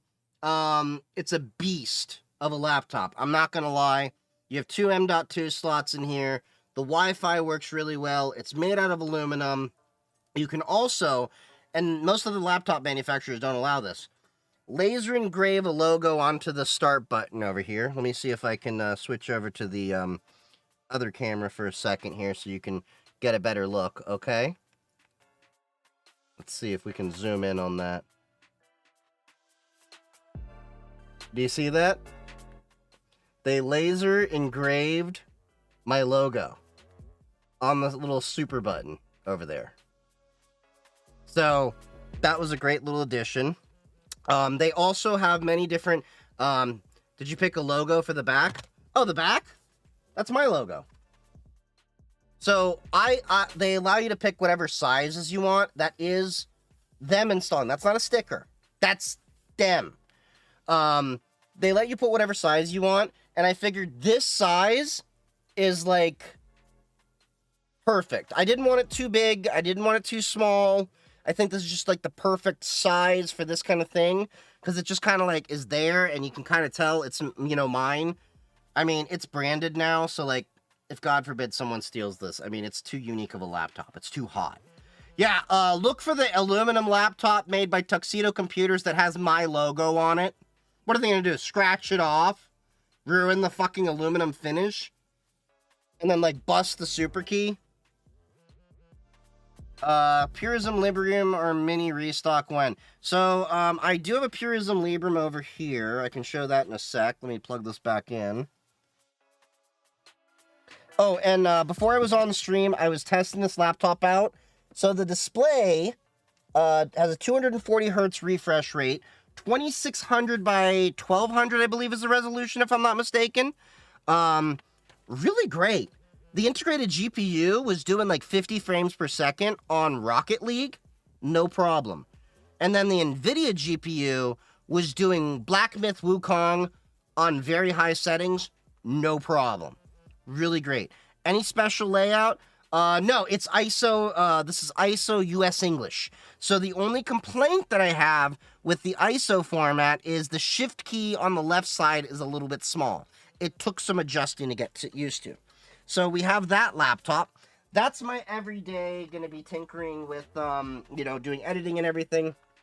This is my old System 76 Pangolin laptop over here, which I'm repurposing, excuse me, to be a Parrot OS laptop. Still a great laptop. This is about 2 years old. This runs an AMD Ryzen 5700U. It's a great little laptop over here too. With a US, what is it, ANSI or whatever they call it, keyboard. So you have your regular shift keys and all that. I don't think the keyboard's RGB on here. I don't play with it too much, other than for you know, tinkering with Parrot OS for that. Which one has the best build quality? The Tuxedo. The Tuxedo so far has the best build quality. Well, yeah, it's one of the best out there. I'd still recommend the Lenovo to the average everyday person. Now, I have my Purism Librem over here. This has gone to DEF CON with me twice. This will probably be a third time. Possibly this last time going to DEF CON, because it's starting to age up. It's the Purism Librem 14. This runs Cubes OS. This has a massive battery. Like, this thing, even though it's running Cubes OS, which is a Russian nesting dolls of different virtual machines, and this one's designed with Intel Management Engine is disabled on here. It's got Core Boot open source firmware. It's using heads, or as they call it, Pure Boot plus the Librem key. I didn't bring my Librem key down here, but basically, I can check the firmware at boot to see if it's been tampered with, as well as the boot files of Linux, so that anytime the operating system boots, I have to put a key in, and then I can check if it's been compromised or anything. It's got hardware kill switches for the Wi-Fi and Bluetooth, another hardware kill switch for the camera and microphone. Now, when I say hardware kill switch, it physically disconnects the USB connection. Or the, or however, it's not USB for the Wi-Fi, but it's a physical disconnect of disconnecting the power. So that way, when it's off, it's off. That's why there's no camera cover on here. Now, if you notice, I did install a privacy screen on it. This one is a pretty solid build. Anodized aluminum as well. Really powerful cooling for an Intel Core i7. The battery in here is like close to 10,000 milliamps. Like, I've been able to get this laptop running Cubes OS 6-7 hours. Like, this by far is my longest running laptop on a single charge. Even though it's running Cubes OS. Now, if you run like something like Pure OS on it, or, you know, any other Debian or something, you can probably get a little bit more. So there's that. And then we have the little laptop that I'm working on, and I'll show you the upgrade that I have coming in for this. This is the fully open source, right to repair friendly MNT Pocket Reform. This is fully aluminum, and it's running a Raspberry Pi 2040 as the system controller. It's open sourced enough that when the battery messed up on this when I got it, it actually let me, I replaced the battery in a prior stream and then soldered in the new connector and everything. I didn't have to solder it in, I was just cheating and, you know, soldered in what is it, a JPH, JHT connector, whatever it was. So the only issue I'm having with this, by the way, is there's an issue we discovered in the community. That's the great thing about open source. So you see the back plate here? This is a PCB inlaid with copper. The problem is the copper runs throughout the PCB here. So it acts like kind of like an JST. That was it. Thank you. The problem with copper is it's very bad for for wireless signals. So it's actually acting like a Faraday cage. Now that they discovered this issue, they're releasing a new backplate that is going to have no copper on the edges here. But what I did is somebody in the community actually released the schematics for an aluminum backplate. And that aluminum backplate is going to be replacing this. I just got confirmation literally this morning. They finished it. I had to proof the photos. We'll show it to you in a second. So this is a fully mechanical keyboard in here. Like, here, let me turn the filters off so you can hear this.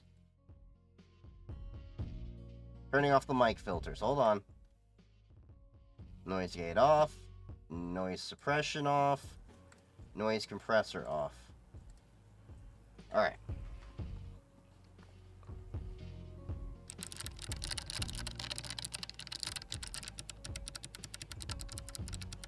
Super clicky. Super clicky. These are Kale white switches, I believe. So this is really great. It does have wireless built in. It's running on a iMX8M CPU, 8 gigabytes of RAM. It's completely upgradable. So I can actually install an RK3588. I can install a Banana Pi in here. I could get a Raspberry Pi Compute Module 4. Like, you can tinker with this so much. They're even going to eventually have RISC-V modules. So the other issue that is with this PCB backplate is not only is there copper in here, but because of how the PCB is inlaid, it gets a little bit warm. So the back here gets quite warm. And the signal works okay with Wi-Fi, but as it warms up, then the power, you know, kind of does gets stupid. Now, the other cool thing is you can change the RGB right there just by holding the hyper key. Look at that. Isn't that trippy?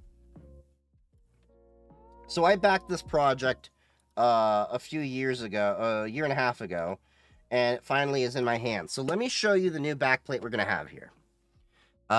If you were following me on if you're in the Discord server, my Matrix server, Blue Sky, Mastodon, you've probably already seen this. But for those of you that haven't, don't turn off autotune. We will hear your real voice.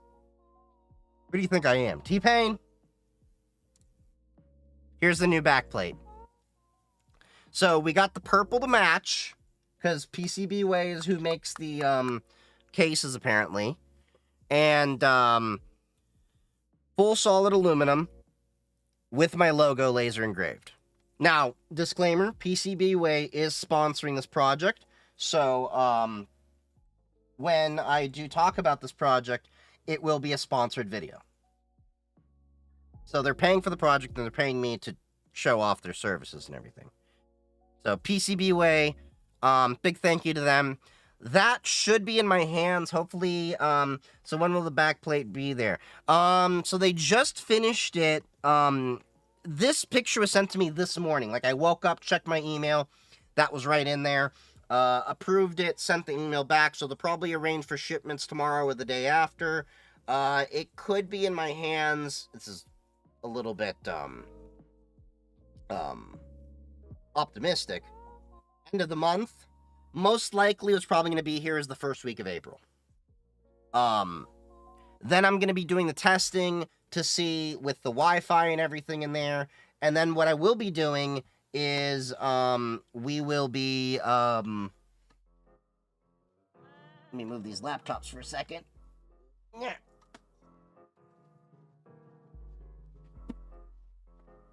Okay.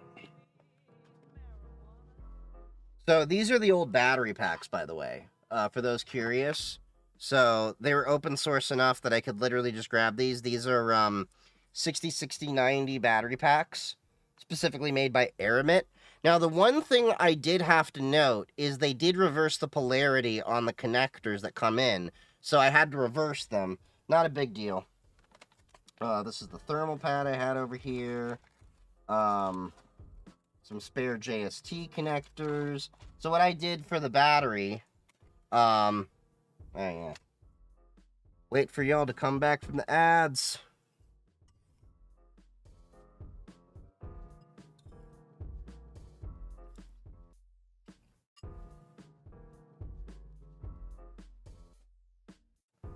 $20 seconds. Look, I like to be courteous, but Twitch pays me money for ads, so.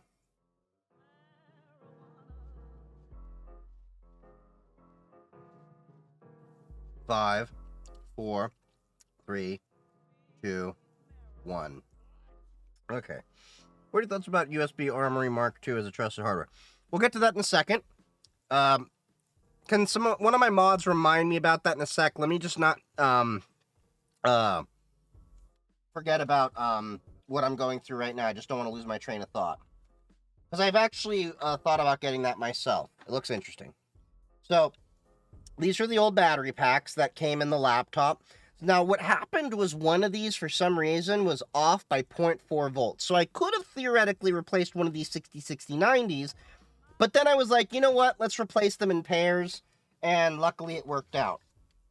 Here's the thermal pads I tried replacing to upgrade so that we could, you know, get a little bit better performance when I thought it was a thermal issue. Answer my keyboard question during the ads, because I would have issued that. What is the keyboard question you had? Are you into DIY keyboards since you tinker a lot? Kind of, sort of. I use the System 76 Launch and Launch Heavy keyboard. The System 76 Launch keyboard I did put together myself. I like the System 76 keyboards. They're really nice. A little bit on the expensive side, but they're really great. QEMK firmware, all that. So these are the little ways that I cheated with the new batteries, as I just soldered those on. I tried crimping the JST connectors, and I epically failed. So in the future, here are my upgrades that we're planning to do. So we have these antennas over here. These are 5G cell antennas. So what I was thinking of doing was installing these in here, because there's a slot for a SIM card, as well as a cell modem that I have in there. I have a Quectel 4G modem. I'm not going to show you it because I might accidentally give away the IMEI. But what I'm thinking of doing is, when I was taking this laptop apart, I noticed there's some gaps in these bezels over here. They're just like empty gaps. If I can route the cable in through the back, because the entire motherboard and everything is here, the battery's down here, I can then put a cell modem in here and have 4G data wherever I go use like an inexpensive plan like Mint or Boost or one of them. And then, even though you only need one antenna, I'm going to put 2 on so I can get better signal. And then what I will do is get an M.2 installed in there. I have some extra 500 gig ones up there. Here, I can cover this up for a sec, make sure. So, that's the M.2 for the 4G modem, a Quectel. I could install a 5G modem, theoretically, but the 5G modems are like, they're like $300. And the 4G was like $70. And the antenna, you know, is 5G, so yeah. That reminds me, my cell provider is offering me a 1K for a trade-in. Oh, yeah, and I am planning to go to a Pixel 10 from my iPhone, potentially, which should be released after DEF CON, if I'm not mistaken. I'm tinkering with the idea of, moving completely from Apple iPhone as my daily phone to a Graphene OS. I got a Pixel Watch 2 upstairs. I'm playing with the idea of transferring a lot of things. I gotta play with the ideas of contact calendar sync, as well as the Find My Phone capabilities. I haven't answered the USB question yet. Yeah, so it's on my to-do for things to tinker with. I have a Pixel 7a that I've used for DEF CON, 2 DEF CONs in a row. I'm gonna be playing with that being my daily driver, potentially. Helium modem mobile is $0 PTW, not for privacy conscious people. Yeah. I was thinking of getting a Pixel 10 with Google Fi. The reason why is I do international travel enough that it actually makes sense once in a while. But if you get a new Google Pixel, you get $300 off, but you can also get another $500 off by signing it up on a Google Fi plan for at least 2 or 3 years, and then the Google Pixel Watch, I plan to get the Pixel Watch 3, or if they have the 4, they have 2 years plan. Which plan? When the iPhone's on Afani. The Afani is the main plan that I have. But I've got like 4 or 5 different numbers in rotation that I can port one from one of my prepaids just to get the plan, keep that going for a couple of years to pay for it. We'll see.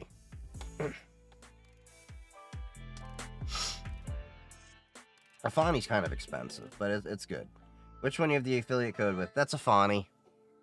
Afani, I have the affiliate code. But yeah, the USB Armory 2. Let's go back to that one. So I saw this on Crowd Supply a while ago. For those of you not familiar with Crowd Supply, it's like Kickstarter on steroids for geeks. So you can find a bunch of different interesting projects. That's actually where I bought the MNT Pocket Reform. They actually have their new laptop over here. They've got tons of different little projects out here for those that really love to tinker and everything. Like, look at this. You can get a high-performance SDR, software-defined radio, in a mini PCIe format. That'd be so fun to, like, slap into a Raspberry Pi. A little bit expensive, though. But that'd be fun to, like, slap in. They've got tons of things in there. You got the Diabolic drive. Stealthy, modern, wireless keystroke injection tool and a universal 4-layer double-sided flash drive PCB form factor with 64 gigs of storage. I'm coming back to you later. That's the problem whenever I come on this website, is I'm always like, there's so many things I want to buy. But yeah, I came across the Armory on here some time ago. Oh yeah, this is where I bought my Tangara music player. I love that thing, by the way. I'm one of the first batches they got delivered. I love this thing.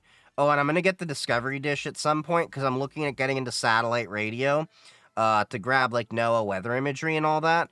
But yeah, back to what we're here. So, you have the USB Armory Mark II, this little guy over here. interesting project that can do quite a few things.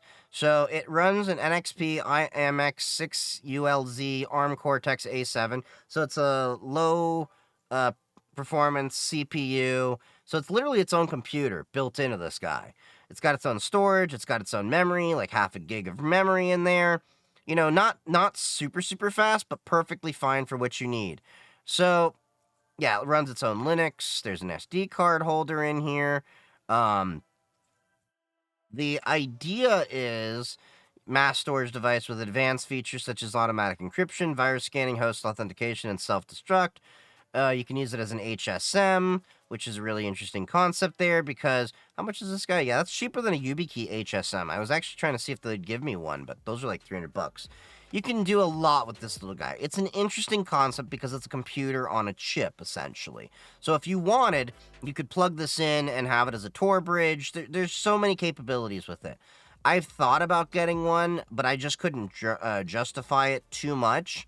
Although I do like this capability with it, with the true random number generator, because if you could offload your own TRNG or your random number generator needs to this, it could help add some additional entropy into it. So it's a really interesting concept. I'm not saying anything bad about it. I'm just saying it's a very niche product for a lot of different people.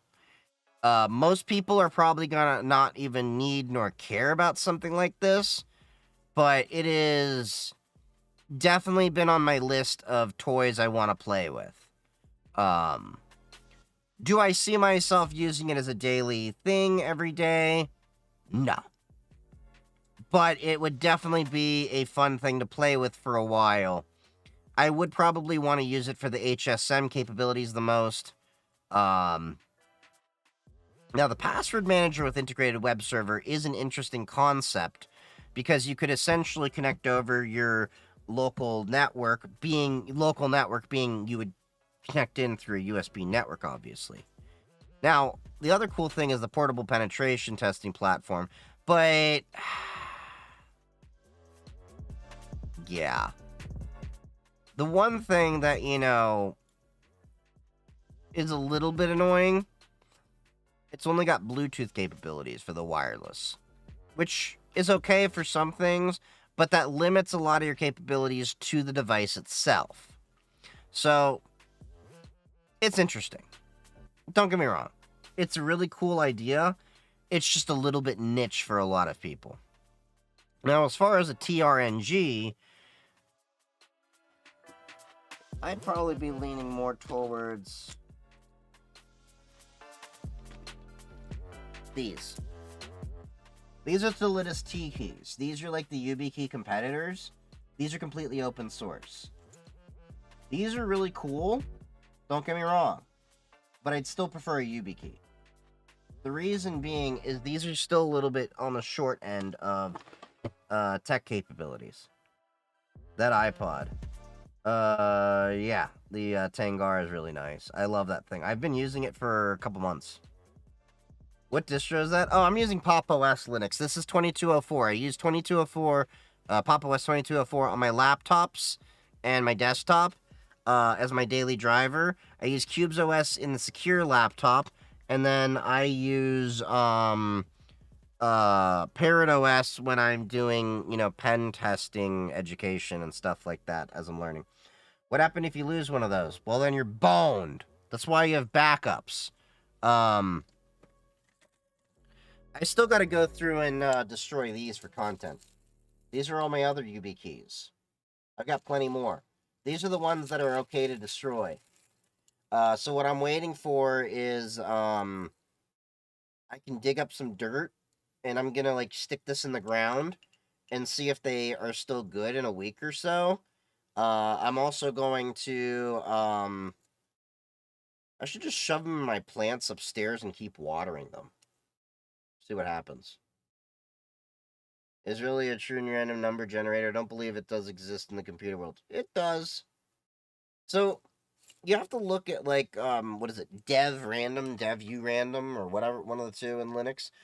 It's about collecting a bunch of random noise inside of your computer and everything like that. Now, there are different ways to go about doing true random number generators.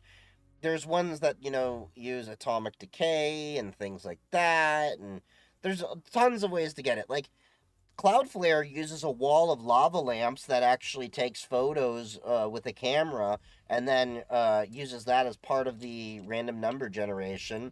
They've also have it combined with a pendulum swinging and other things like that.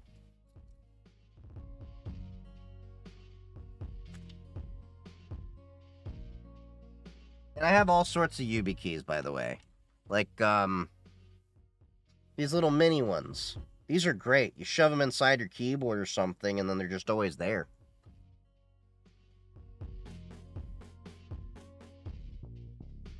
Yeah, the wall of lava lamp, but it's a real-world generation. Look, man, you take enough acid, nothing's the real world. That's just all I'm going to tell you from college, okay? Emotional, damn it!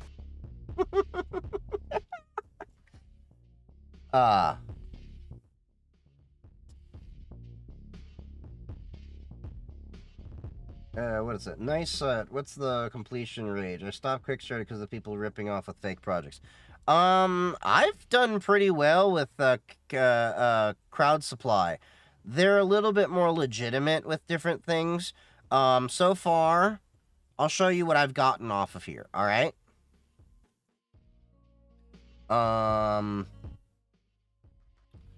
We got the GG tag. I brought this to DEF CON a couple of times. This is a reprogrammable e-ink display. You'll probably see me reprogram it in the near future, because I got to update my socials and everything. This is a e-ink display that you can reprogram, and it's also got RFID capabilities in it. So, it's a fun thing. I 3D printed a case, and I made a little lanyard for it. Angara.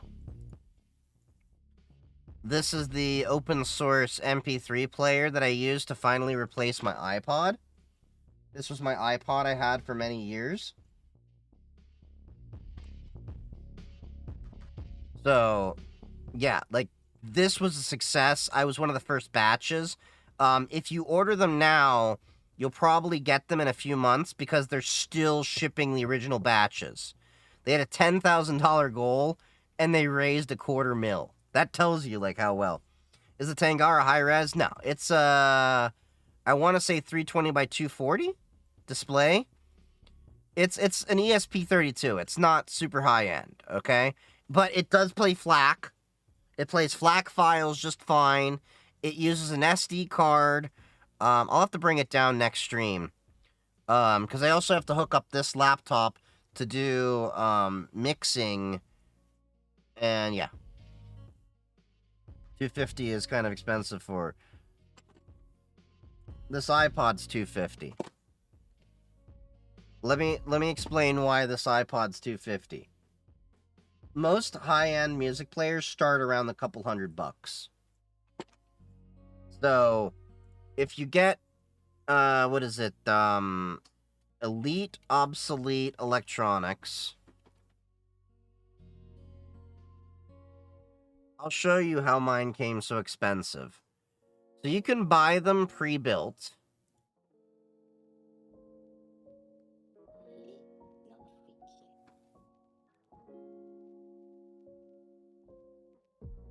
So, like, pre-built, pre-modded, still about $200 for that. Now, they got some newer designs than I did. But even if you want to buy, like, a brand new, like I did, okay, you're still talking on the low end $60, $70. Now, it's a 650 milliampere battery, right? So, what I did with mine was I upgraded the battery. So now you're talking about another 20 or so bucks, 20 to 25. And then you're wanting to get, where's the Tarkon flash mod? Then you're getting the Tarkon flash mod so that you can replace the mechanical hard drive, fit the battery, and then put an SD card in to expand the space and not have a mechanical disk in there. And then you're like looking at modifying it and everything.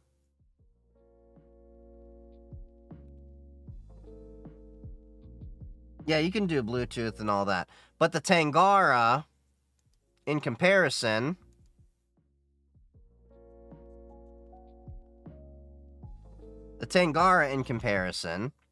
ESP32, completely right to repair friendly, polycarbonate case, 2000 milliampere battery. It's got the touch wheel in there. You can actually flip that touch wheel around if you want and get the hardware buttons for volume up and down. Slider turns off the screen, and this can drive 250 ohm headphones. This can drive these headphones no problem. It's got a really nice DAC in there, and for like 250 bucks, it's really fucking fantastic. It's designed to be right to repair friendly. Whereas, like, what? You got a FIO, Q7?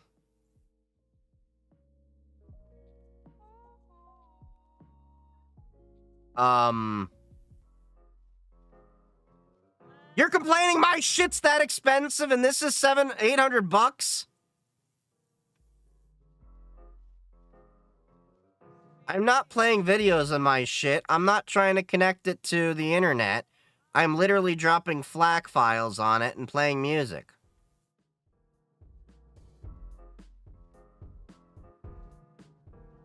I like my iPod to be an iPod.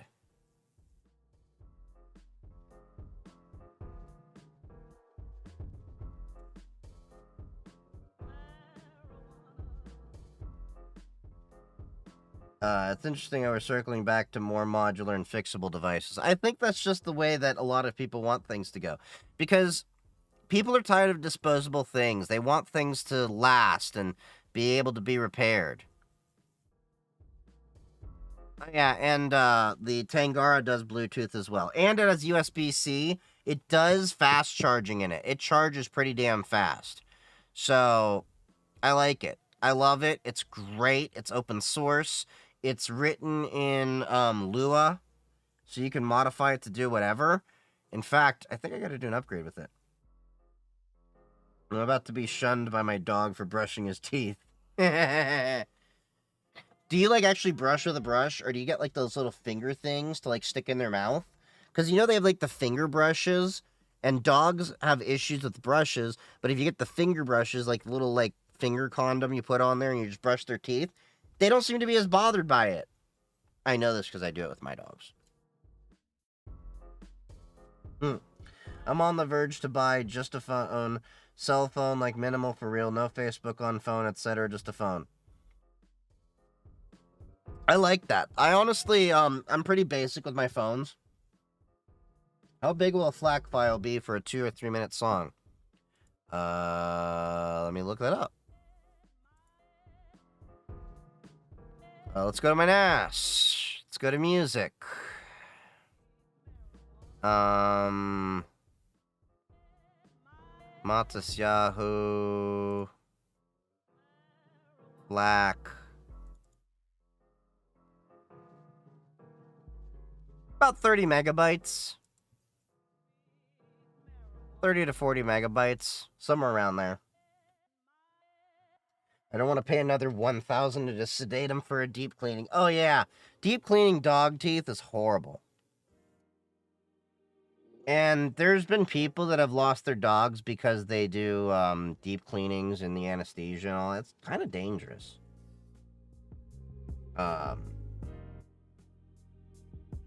Yeah.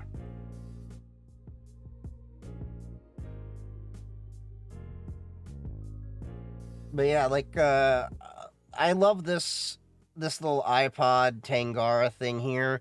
I love the aesthetic it has. I do have to set up my playlists and all that a little bit better, but I've got so much music on there, I'm pretty happy.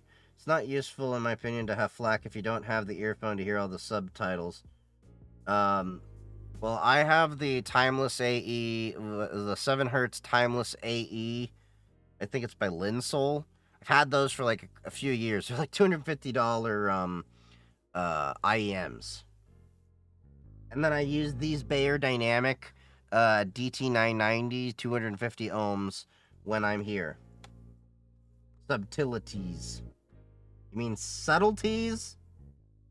The Q7 is a brick, not portable at all. Tangara is nostalgia, but modern. Yeah. I like it because I can shove it in my pocket. And when I'm wearing 511 jeans, I can hold the Tangara. I can hold 3 phones. I can have my wallet. I can have my boomstick. I can have my inhaler. Yeah. Great.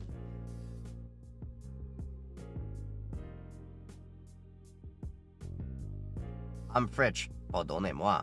Tu parles en français? Are songs more expensive to buy them in FLAC rather than MP3? No, they're about the same. You can buy them from like what is it, Bandcamp and a few other things out there. Yeah, there's quite a few ways to rip it in FLAC. I mean, not rip it, but buy it in FLAC. But it's not worth it to get FLAC unless you have a good DAC, unless you have good earbuds or, IEMs or headphones. So it is a bit of an investment into it. But it is one of those things I will say that once you hear it, you can't really go back. You know what I mean? But yeah, you can go to like Bandcamp and stuff like that. You can also, there are ways to rip it off of Apple Music, but support your artist, buy your shit.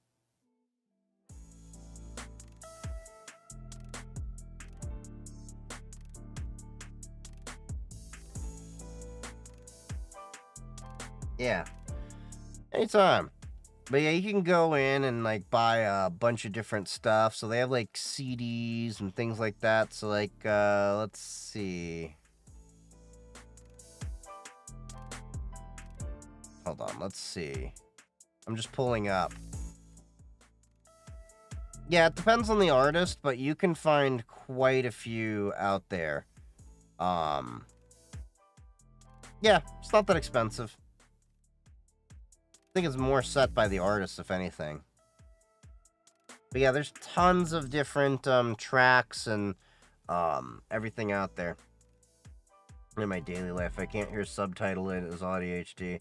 It's literally my life. Yeah, I like my little IEMs. They're great. I used to use the Vimoda ZNs, and then Vimoda just kind of crapped out after Roland Audio bought them. Vimoda used to be my go-to for daily driver shit, but then they kind of just went bullshit, and they focused more on the headphone side of things. They dropped a lot of their IEMs.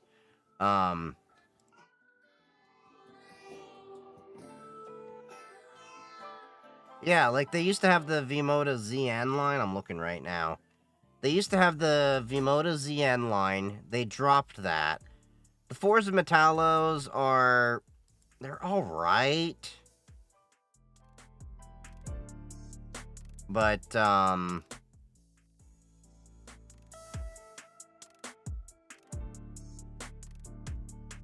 feel like they went to shit after Roland Audio bought them. Now, I do have the Vimoda M100s, as a headphones. Those are still great as, like, daily drivers for, like, over the ear, but I'm really upset. Now, what I do at work is I have the AKG... which AKGs do I have? AKG K240s. So at work, I have AKG K240s because they're an inexpensive headset. I picked them up for like $50 on sale. And then I slapped on a Sahara Gaming microphone for like another 30 or $40 that I got on sale. And that's my headset I use at work. They're nice over the ears, open back headphones because I'm not in too noisy of an environment. And I like open back, not just because of the sound stage, but I don't like being shut off from my environment And if I do, I prefer the IEMs with like memory foam tips. I was almost murdered a few years ago in a hate crime, and ever since, I just feel like I need to hear sounds around me, like be aware of my surroundings and everything. I don't know what it is. It's just one of those things. But yeah, I was upset with them because the fake leather barely lasted a year before becoming flaky. Yeah, so I replaced them with the Memory XL pads they had. Nothing to be sorry about. World sucks. Bone conducting headphones. I don't know. That kind of just feels weird to me. Like vibrations going through your head. I don't know. It's weird. If I can shut off environments, I can't get work done, but I can't work in silence the noise I need to control. It's a mostly high-end earphone. Well, that's why I have my IEMs, and I can only do that when I'm working at work. Or certain other situations. But yeah. If I'm in public, I have noise canceling on. I can't do that either. I need the IEMs, and I like the IEMs because they have just enough leakage that I can still keep my wits about me while I'm doing the thing. But the only time I can really like tune out is like when I'm on an airplane traveling or something like that. Like when it's like, okay, I am now in an area that, you know, like it's not, you're not gonna as likely have random shit happen. Does that make sense?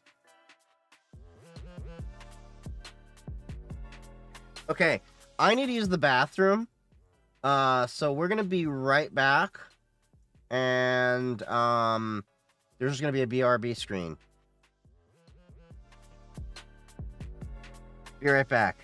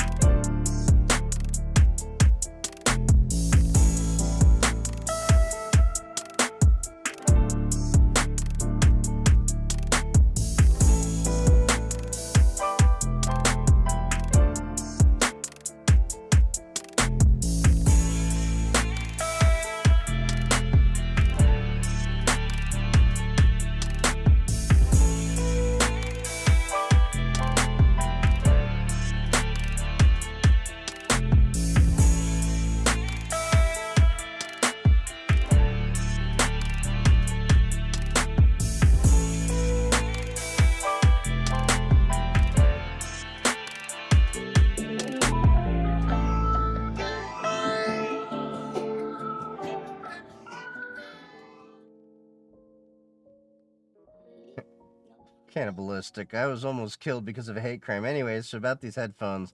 Like, what do you want me to do? It happened. It happened years ago. Like, what, am I supposed to just be a little bitch, curl up in a ball in the fetal position? Mommy! What am I supposed to do about it? You deal with your shit, you move on. Hi, boy. What's up? Yeah. What's up, boy? What's up, boy?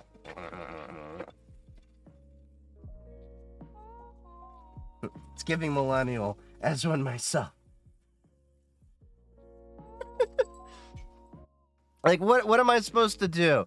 Yeah, so, I was almost murdered because I happen to be Jewish, and it was some neo-Nazi pricks. Anyway, like, what else am I supposed to do? Like, you're not my mom! You're not my therapist.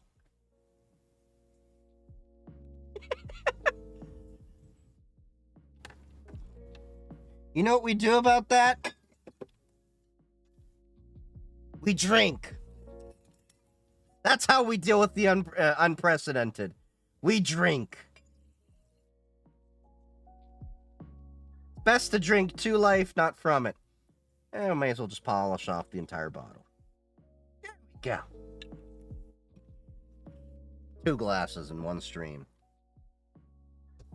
You know, one of these days, I'm going to have to buy one of those giant-ass bottles that fits an entire bottle in there. You know, the glass that fits an entire bottle. And then we'll just say, I only drink 1 glass of wine per stream.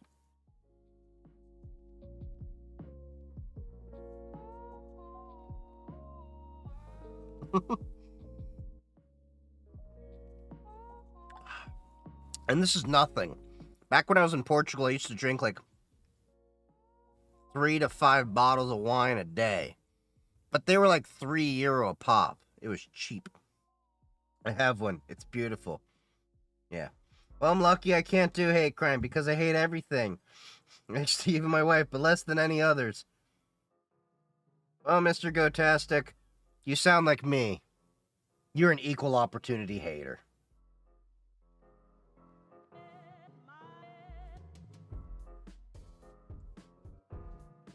We hate everybody equally.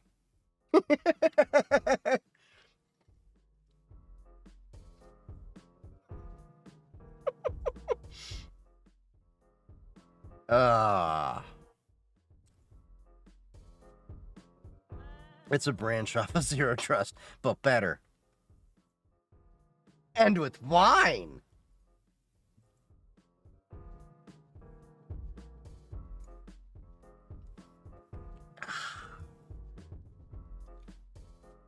Hydration break. You know what's funny? It's like right after I finish these streams, because I barely drink wine, by the way, unless I'm sitting down and having a stream. I sleep pretty good.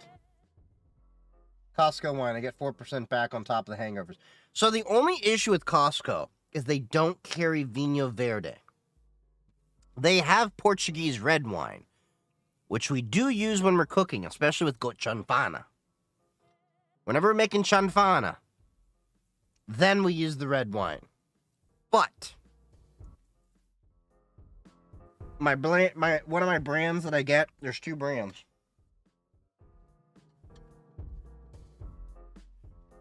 I get Orlana, which is a nice Vinho Verde.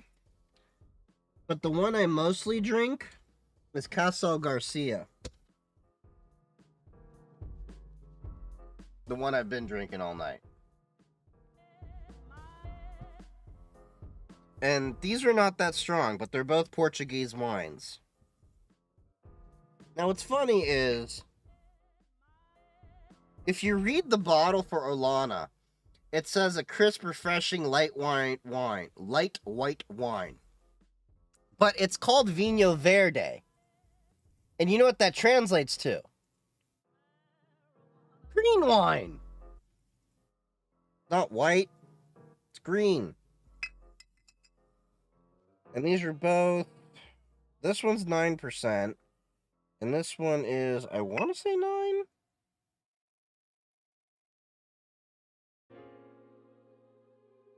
Hold up. Where is it?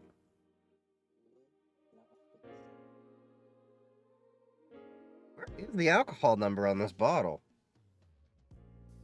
Turns out it's moonshine. Okay, what the fuck?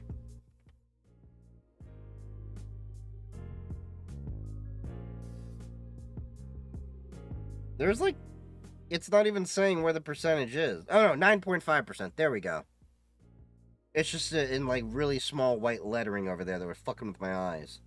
So 9.5%, 9%. Woo! And you know what? You can be like Madonna in the 1980s.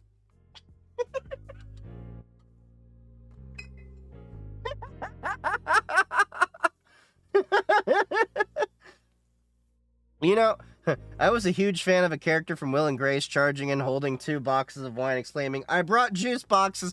Oh, yeah! Yeah, Karen! Karen, I think was her name. Yes! Many days she is my spirit animal.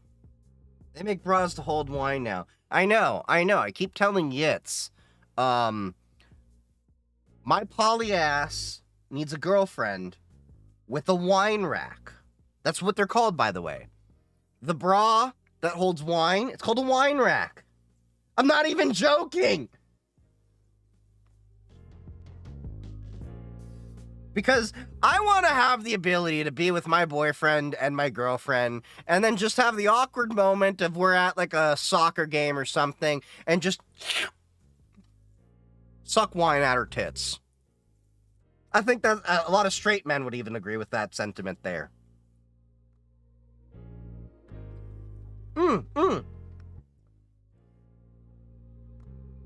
Fill your wine rack with mead. Ever watched Little Britain? I have not. So you're going to have to tell me about this. What's Little Britain? I am 10,000% going to be that sport parent or music parent. So, funny story. My mom used to be a really cool mom before she got addicted to opiates and shit.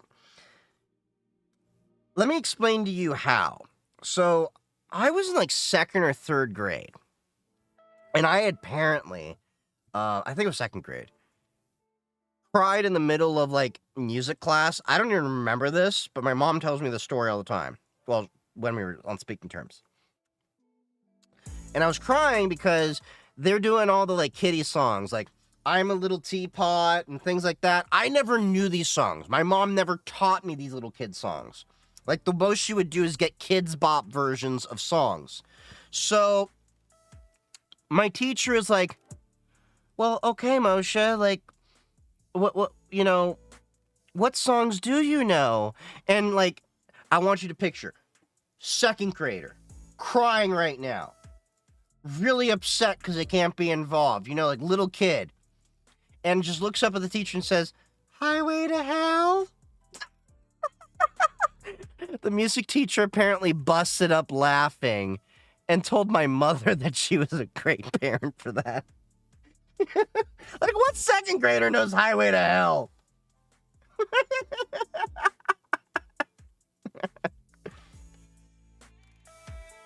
The Little Britain skit is about a guy that takes his fiancée to his mom and he asks for Biddy, which is code for... What the fuck? Is that up there with the Mighty Boosh and Old Greg? My name's Old Greg. You ever drink Bailey's out of a shoe? Creamy.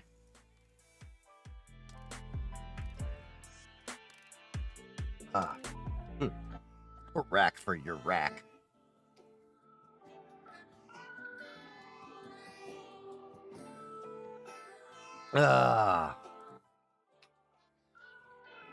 That's for Biddy. I'm gonna have to look this shit up now.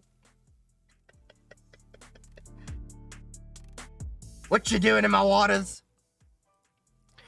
I have a talking mangina.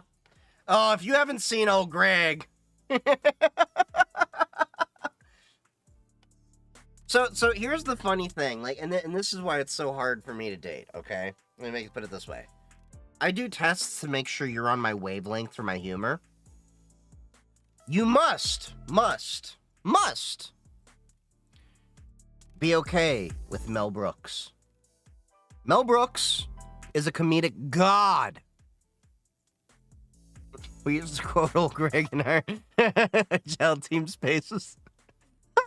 You seem like a hoot to work with. I would have enjoyed that. Meanwhile, I'm finding out just as of recently that my coworkers don't understand half the references that I make. And I'm like, what the fuck, man? So we got a new guy on our team. And I'm trying to bully him now into watching Office Space and get into all the other movies. I just found out from one of my other coworkers that she has never seen Wayne's World.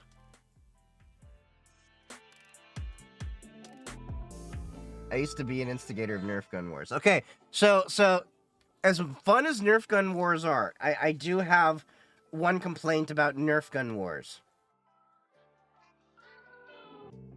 Workplaces that intentionally go out of their way to try to portray that they are fun tend to be pretty toxic.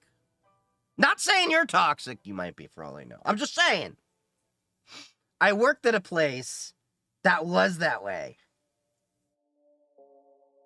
Heretic, I've never seen Wayne's World. Yeah, you gotta see Wayne's World. It's Wayne's World! Wayne's World! Party time! Excellent! Yeah, like, I apparently made the, no stairway. Denied. Yeah. That place was indeed toxic. Yeah. Like, the place I work at isn't toxic, but it's fun because of the people I work with. Like, there's no animosity between anyone. I can literally walk into the CISO's office, my director's office, the VP of Cyber, the Ops office. I mess with the director of Ops all the time because he's Jewish, but he's not, like, religiously Jewish. And, like, there's a few things about, he's ethnically Jewish. And I mess with him, and I say, you're Jewish, but you're really Jewish, you know? I'm one of the few people that can say shit like that. But I missed the suction darts because I could get them stick to the teammates' monitors when I needed their attentions. See, that sounds fun, but I would also get in trouble for doing that.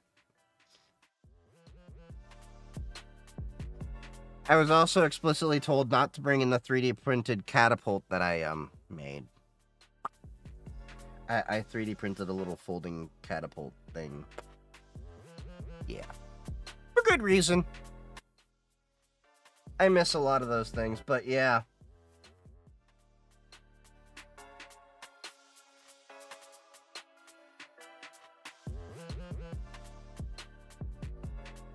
But we're fun in other ways.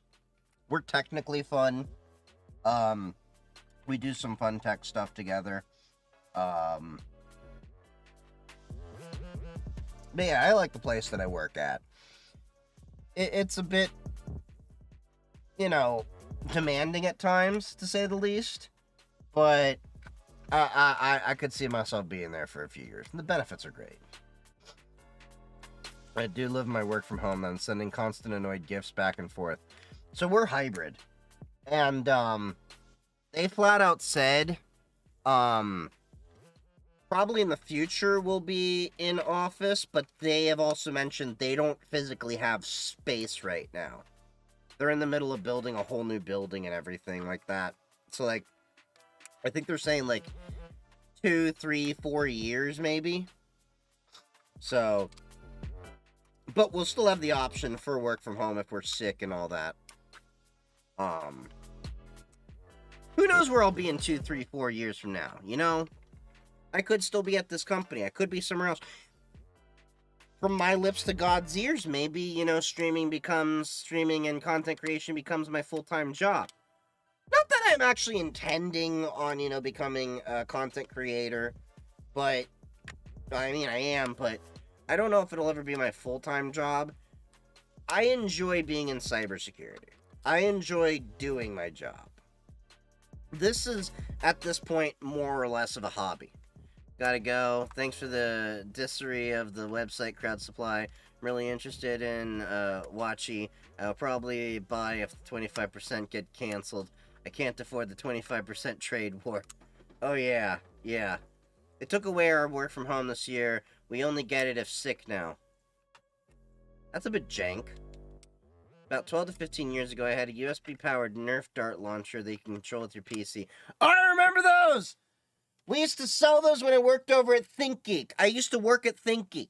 Do you remember that? That whole, nerdery site? I miss ThinkGeek. There's not ever been a geeky site since ThinkGeek. Oh, yeah. Those are good memories.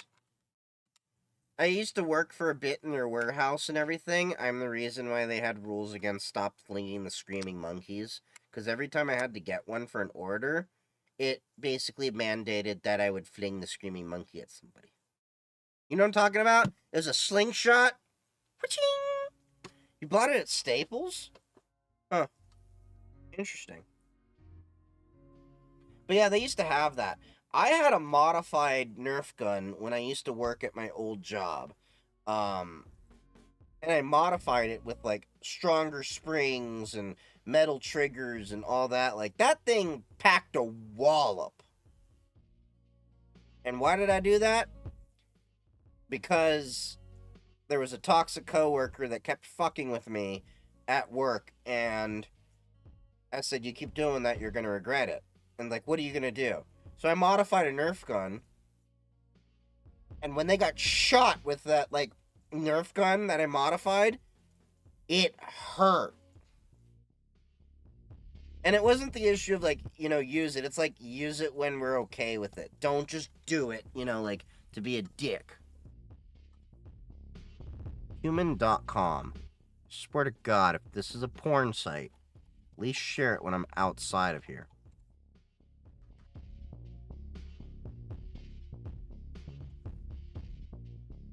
Human.com is not available. You sure that was right?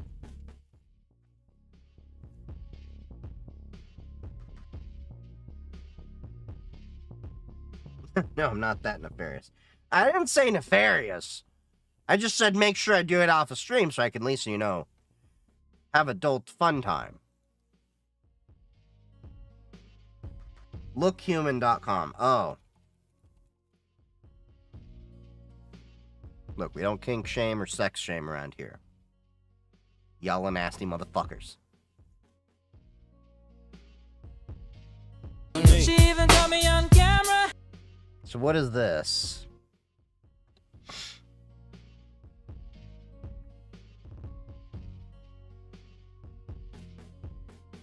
Lamar Mustard, not like us. Protect the dolls. Okay, this is gay juice. See, this is the kind of thing I would order lots of shit out of. If I didn't already have pardon my burp, a shit ton of DEF CON and EFF shirts. Honkus Ponkus, small you are, lift you must. Okay, that's a good workout shirt. A toast to the rich. Baking is punk. Let's get cray. I've got anxiety. Back-to-back world champs. Dungeons, Dragons, and Depression. Dino Nuggies. Wash your hands. Also, don't be a racist. I'm not always a bitch. Just kidding. Go fuck yourself. I need that shirt. Feed me and tell me I'm pretty. Gonna scream in nature for a while. Spicy heck boy. College educated, evil feminist slut. Yeah. Dummy thick. Country toads take me home. These are the kind of things I would be wanting to wear, especially after having too much weed in college. Hail Satan with rainbows. They have a mess of nerdy ones. Don't fucking touch me. So the problem is I couldn't wear a lot of these things to work. See, I need like collared shirts that I could do. Small but strong. Hooray, sports do the thing, win the points.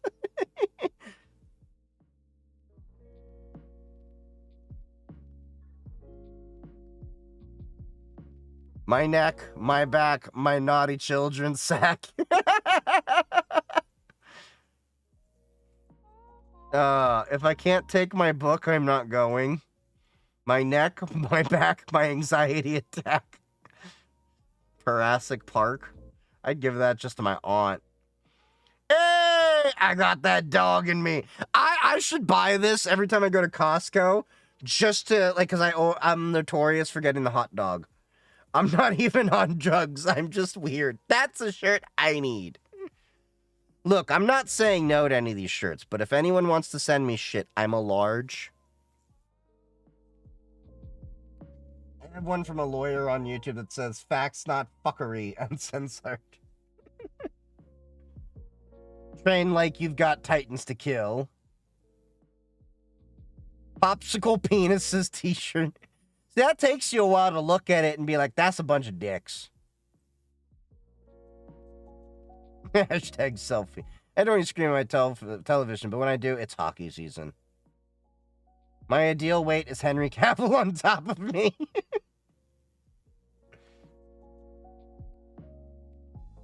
I work out to eat everything. That's kind of me.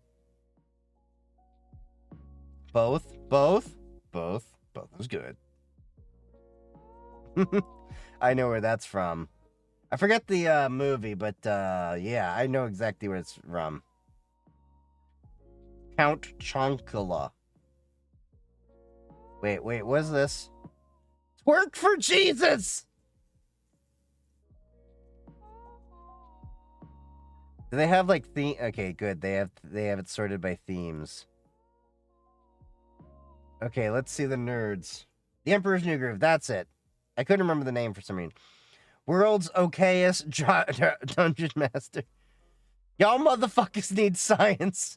I would want to use that at work, but I feel like they would get a little upset with that. Training to go Super Saiyan. I would totally get that. Sasuke Uchiha. I'm not working out. I'm leveling up. I've got anxiety. Yay! Bobby Hill self-defense. That's my purse, Dojo. I'd slap that on my laptop. I would make a Zelda pun, but I don't want to try and force it. God damn it! Zelda is my favorite Pokemon from Call of Duty. That's how you piss people off. I like my coffee darker than the Mines of Moria and stronger than a Balrog. I got a Severance one. By the way, has anyone here watched Severance? It's a great TV show. Excuse me. I need to finish up the second season, though. I think I'm on, like, episode 9. Hero Coffee. Boba Tea.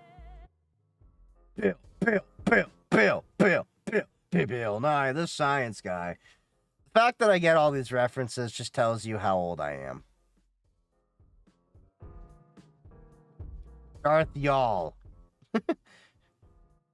If it fits, I sits.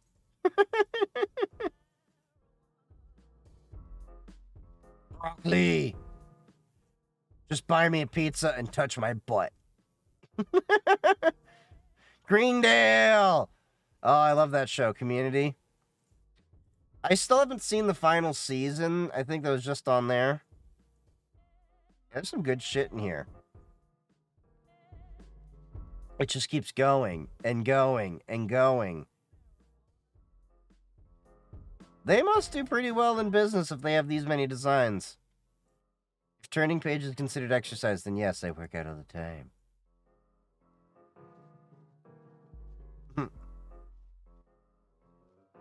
Dojion Master. Yeah, there's some really great ones in here. I will definitely have to look at that. My ideal weight is Ryan Reynolds on top of me. Looks like that's a recurring theme over on there.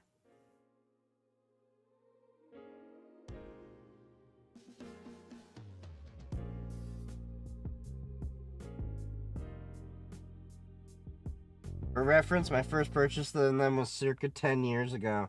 Yeah. The only thing is, like, there's nothing like ThinkGeek. ThinkGeek, for those of you not aware, you used to go for not just your nerdery t-shirts and all of that stuff. You used to go for nerdery shit in general, like bacon-flavored candles and everything. Look, I'm Jewish. I don't understand the meme of, you know, bacon and all that shit, but, the thing.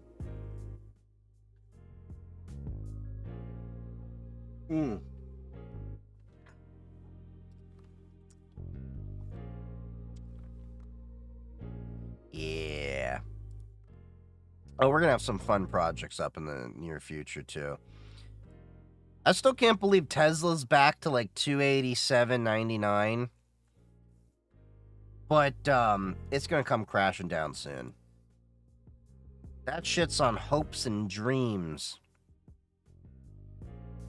Fred accessories.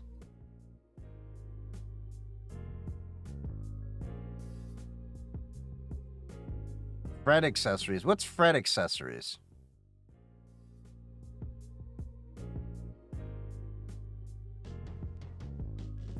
See, the problem is I have too many t-shirts and everything from all the vendors, all the tech shows I've gone to. There's too much shit that I've tinkered, you know, like I've already gone through and cleaned out most of my t-shirts, like what was it? A year or so ago. And yeah. Oh, we'll be, I'm working on, talking to my friend that does, my graphic designs and everything, and having some DEF CON 33, designs coming out. I gotta check with her as well. She just messaged me. Where the fuck is my phone? I got that wine in me.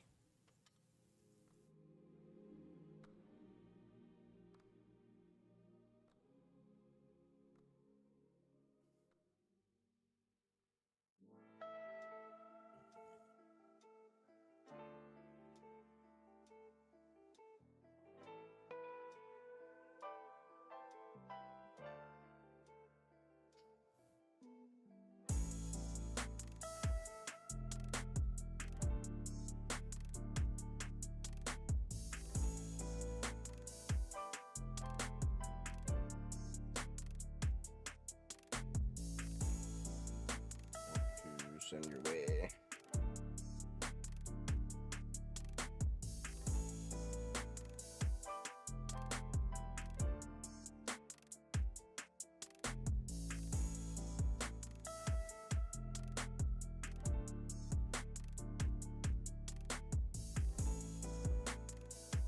Sorry, I just had to text my friend. The kitschy home office stuff. Oh, okay. I gotcha. Yeah.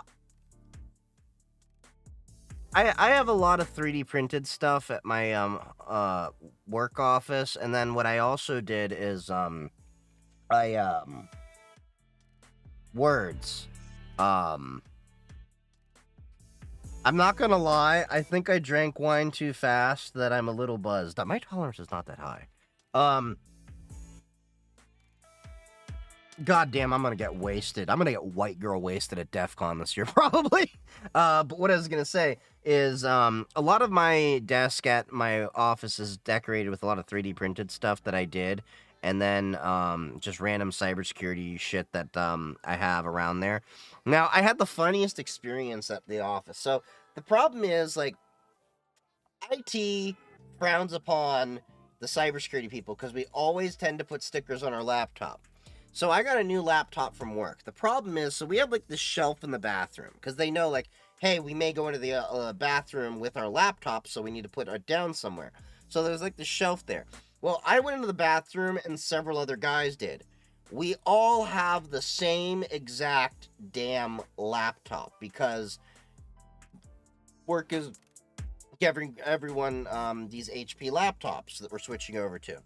So I remember I just washed my hands and we all just stood around and were like, do we remember whose fucking laptop it is? So like we had to open up each laptop and like see who was logged in, you know, like the login screen, and then hand it to the right person. So I just started putting stickers on my laptop this afternoon because I got tired of that shit. Ugh. F not memorizing that barcode. So we don't have a barcode. That's the funny thing. So what they used to do is they used to have a label maker with the actual host name on there. And of course, you know, like Cybersecurity would have like SEC on it and stuff like that. For some reason, they stopped doing the label maker on all of it. So they just hand us the laptop, and all it has is a little barcode. Not a barcode, kind of just like the serial number underneath it, the regular like tag under there, and then if a lost if found little number sticker on there. So I just reached into my drawer, and every tech person knows exactly what I'm talking about right now. You've got bags of stickers.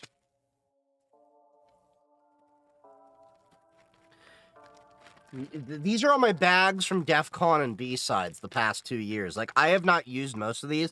I just saved them up, and I just used a few of them. Now, there is one sticker in here I sure as hell cannot justify.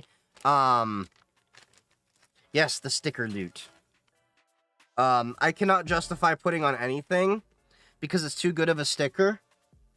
It's my Elon Musk riding a dick-shaped rocket saying, "I'm just trying to get to Mars with a bag full of ketamine and a Bible of acid." And this sticker is still the most fucking accurate, relevant thing about Elon, okay? I got this at my first DEF CON, okay? You know, you've got your crowd sex stickers over here, which is a great little project too. You've got your, fuck it, we'll just go through all this little shit over here. The sticker horde. There's like so much shit in here. You've got like XML entities, external entities. Like there was one dude that was doing all these different exploits in different things. You got like C-Tech astronomy. I like the new camera because it autofocuses better. You got like CrowdSec with their Safer Together, join the crowd. And they do the cool llama thing. You've got local file inclusion.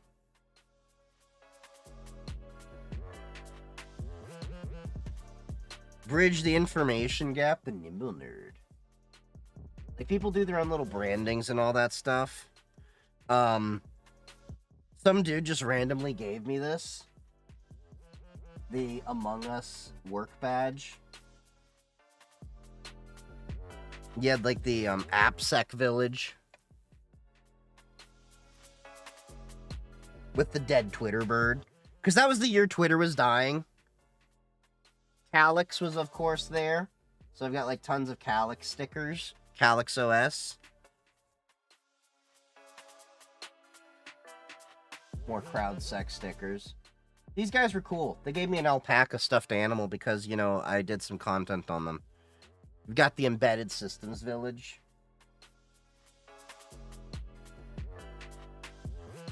I'll have to bring out my DEF CON badges sometime. The Exploiters. Yeah, I really love this new camera because I can do this kind of shit a little easier. You've got same CrowdSec. A cat with a finger in it. I can't really make out that one. You've got like default credentials. Like there's people that are like selling stickers and showing stickers and all that.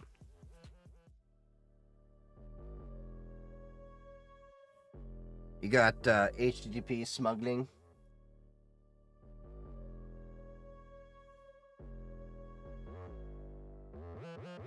Remote code execution.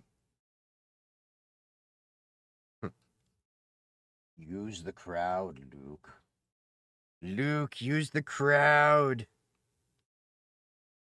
Another embedded systems village. Got the same sticker there. You got your ID10T. Dr. Pebcac.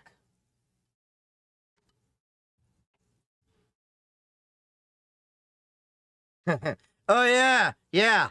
People are always shocked. I have a GothCon sticker. Yeah, GothCon at DEF CON. Everyone wants the goth mommy, okay? Did CrowdStrike release a BSOD one? No, but I made my own last year that I was handing out.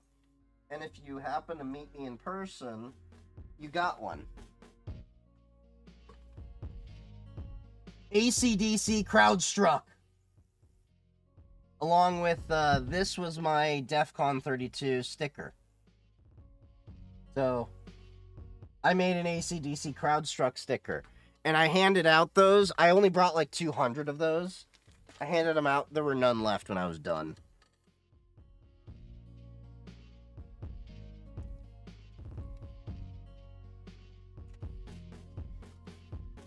Let's see. You've got the pwned by COVID.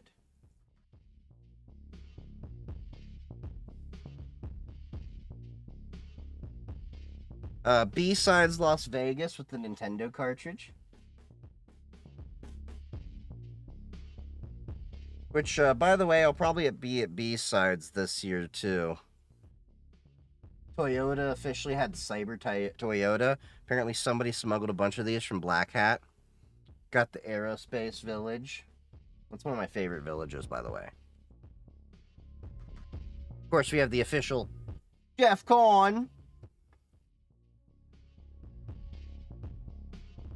We got HTML injection.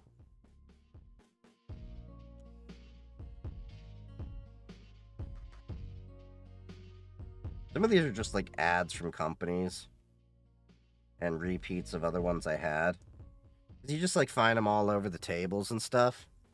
Another AppSec Village one with a Guy Fawkes mask and a skull. AppSec Village comes out with some pretty cool ones. Got a sequel injection. Ooh, ooh, ooh. Question everything you read, my children. No one is going to give you the education. They need to overthrow them. You need to overthrow them. That's a great sticker. Of course, got another Calyx OS sticker, which I just dropped like the soap in prison, goddammit.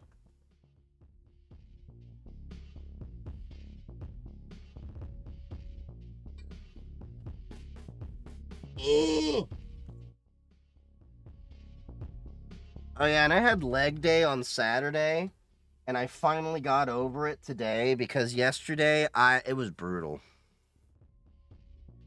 Salty security.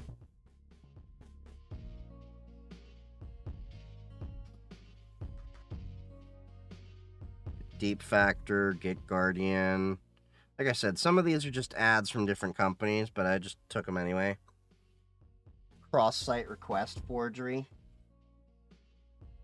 Yeah, someone's kind of nice. Some of these I did pay for as a pack. Shrooms, man!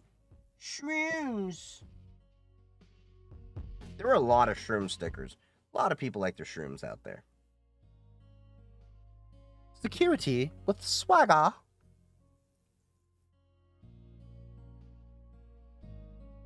OS command injection.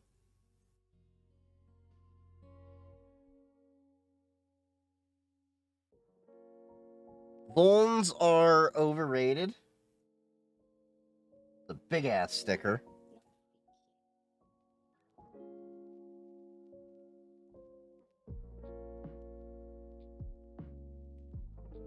War wheeling.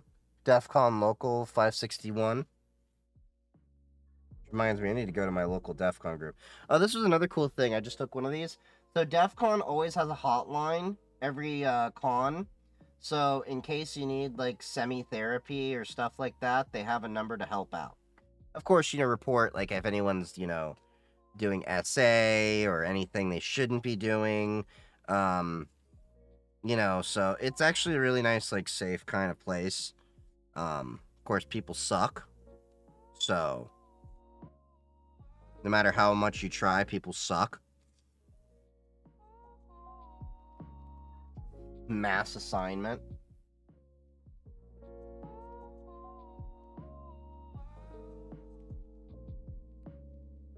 Got castle ops. You've got incident response. AI does not equal an LLM. TSA was even there. Peanut butter. I am liquid. TSA has like probably one of the better like social media things I've ever seen. I was reading on Threads the other day about please stop shoving lizards down your pants at the security check-in, and I'm sitting there like, what the hell? And apparently they followed up with, on top of the lizard thing, please stop shoving chickens down your pants, because apparently they've had incidents of people shoving chickens down their pants. You've got noob.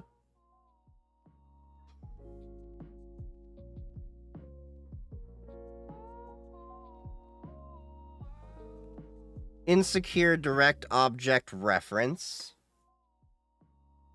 Igor. Igor. Igor.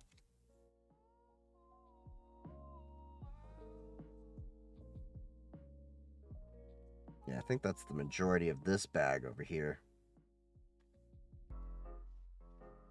Oh yeah, storage review with their sloths. If you haven't already, check them out. For some reason, they like their sloths.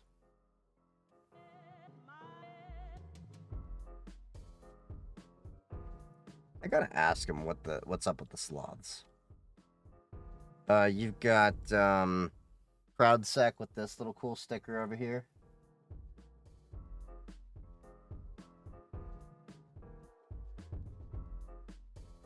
Let me put these back in the bag.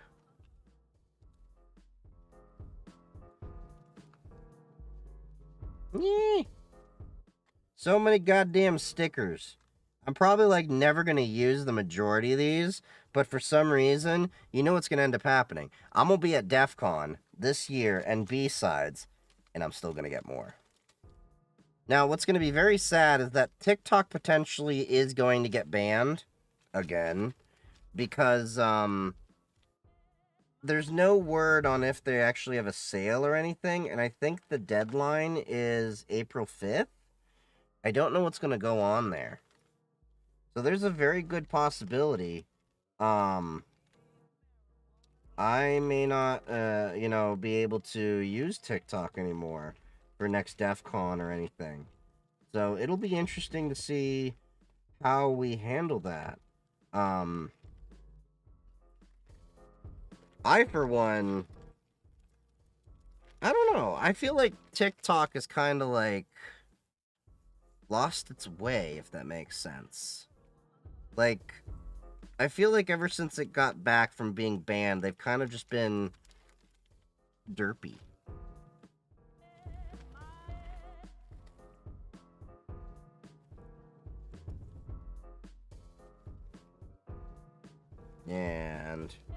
But that was like my first DEF CON sticker bag.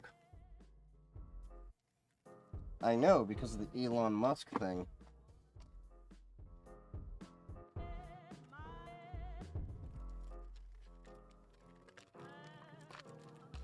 Oh yeah, and I've got Life's a Breach with the beach on it. We've got Elect More Hackers.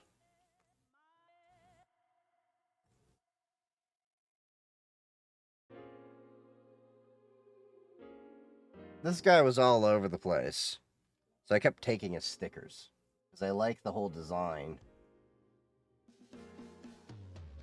He had like 3 different designs with different amounts of color on them.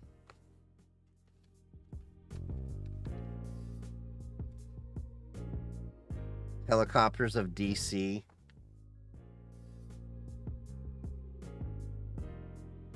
I notice if I cover my face, then I can actually like show this. And of course we have like the big ass DEF CON 32 sticker over here. See, the problem with big stickers is you can't really do much with them. But I did happen to find a Molvad sticker.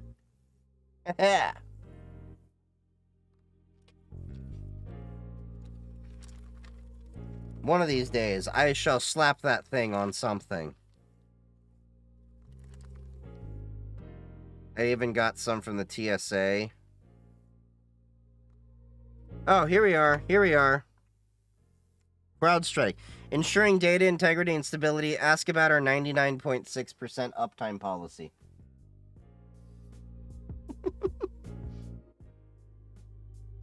Got a TSA. TSA is always out in like full force whenever it comes to these. Hey, Axel, how's it going? Nothing much. We're just chilling out. Right now, we're just going through my past sticker loot of DEF CON stickers. Because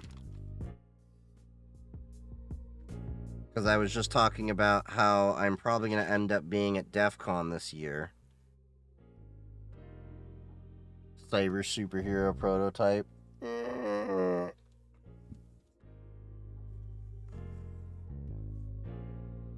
There were a lot of like Shade Protocol stickers I noticed out at DEF CON last year. Would you just focus, goddamn camera? I don't know how I feel about the Shade Protocol stuff.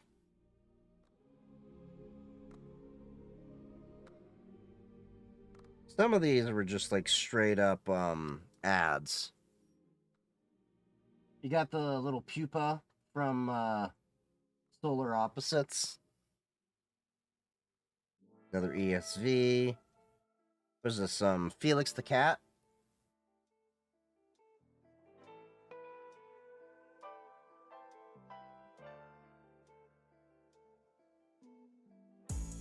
Trying to skip the ones that I know are ads.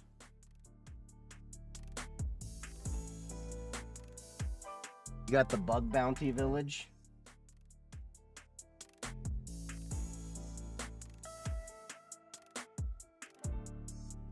.502 project, whatever that is. Like everyone like kind of reps their thing and stuff. Got the Happy Face computer.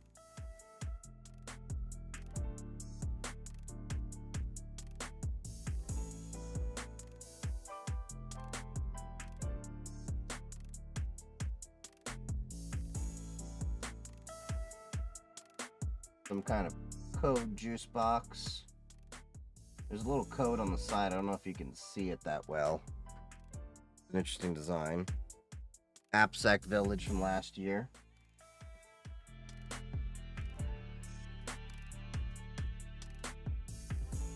There is considerable overlap between the intelligence of the smartest bears and the dumbest humans. Think about that. Really think about it. Hashtag hire bears.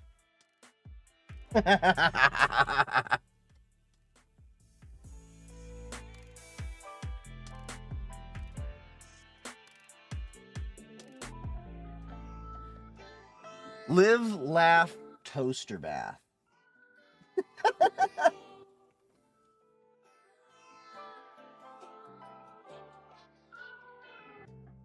God damn it. Pop the sticker. Jeff is disappointed.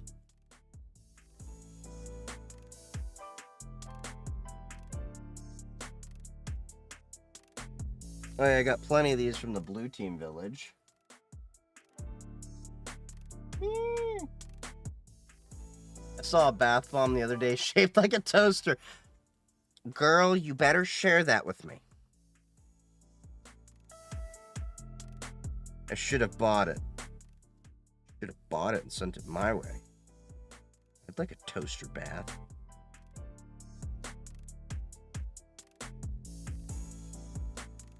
Need to fix my bath first. Got the Blacks and Cybersecurity Village. That was a village that embraced diversity, of course. Area DC 32, DEF CON 32. Got a bunch of those stickers. Their AppSec Village. As the sun went down, the day became Jack 24. The... Wait, what? No. The fuck? Whoever's on that made drugs.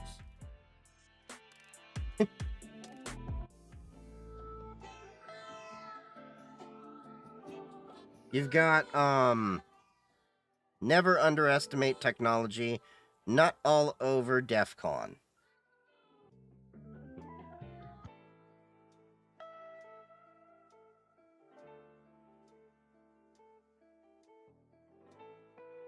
You had the Mona Lisa covered in binary. There you go, another CrowdStrike.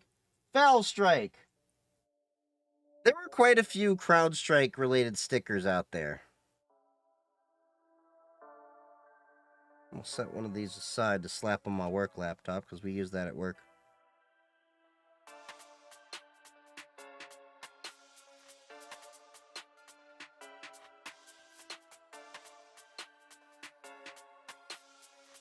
Got like a pinup girl over here.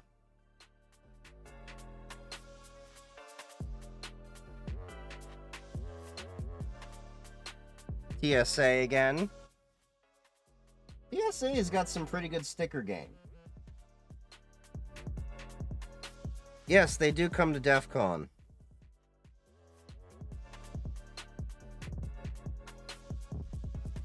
I think the rest of these... Oh, there you go.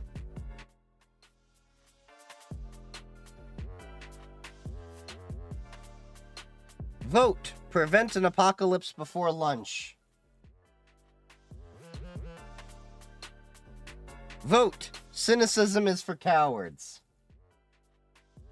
On my Christian Minecraft server? Oh, hell yeah. Because on my Jewish Minecraft server, we like porn. I didn't know how else to make that nice. I just said, yeah. Hawkins AV Club.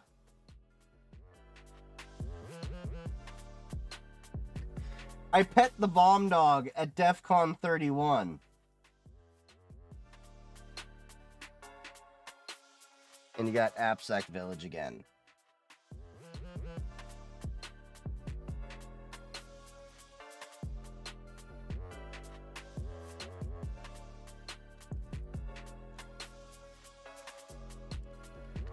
Oh, and then of course you got like some goon chips and stuff like that. So for those of you that are not aware, goons are basically the volunteers at DEF CON that run the events and, you know, do some basic security and all that stuff. They do everything from the networking operations to making sure, you know, everyone's in line for the queues and talks are on time, and yeah. I've got a few friends that are goons, but the honest truth is that is a whole endeavor, and I don't think I could do it. That's a lot of effort. Like, they work like 20-hour days and drink a lot. I'm not complaining about the drink a lot part. I'm just saying they work 20-hour days. They need to drink. Any of the ones in here worthwhile? Oh yeah, these are the got like alchemy.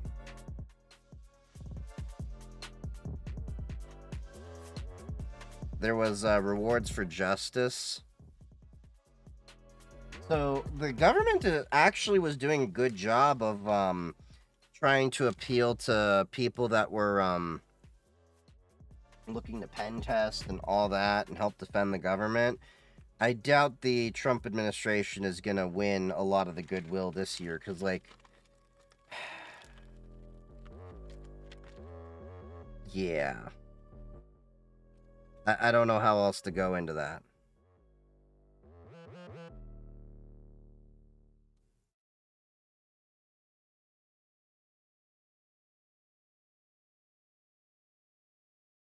Intrepid Console Systems.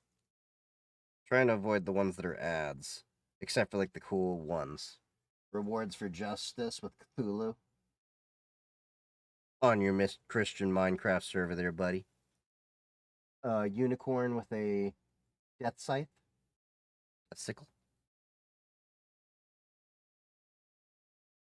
Hacker karaoke. So that's a thing at DEF CON. Hackers, you know, some of them like karaoke and all that. DC 214. Because white hats are for Cuban gangsters.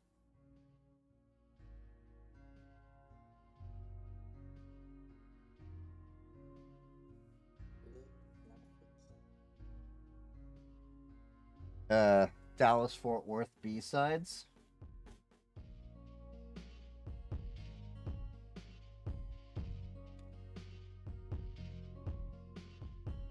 Okay, come on. Oh yeah, you gotta get the shiny ones in there. There's some trippy ones like that. This shiny one over there. Yeah. Rewards for Justice had really nice stickers last year.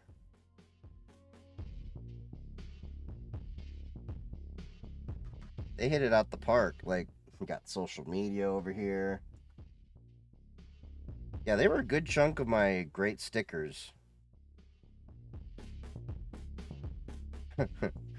Let's fuck shit up!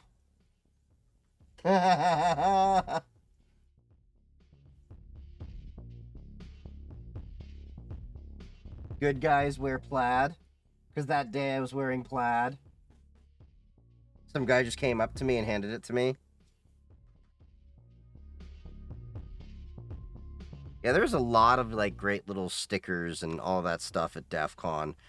I mean, there was some really awesome badges too. I got one actually. I got two, I think, actually right by me. I can share right now. Put these stickers away and I can show you. I think they're charged. If not, I got a USB CPD over here.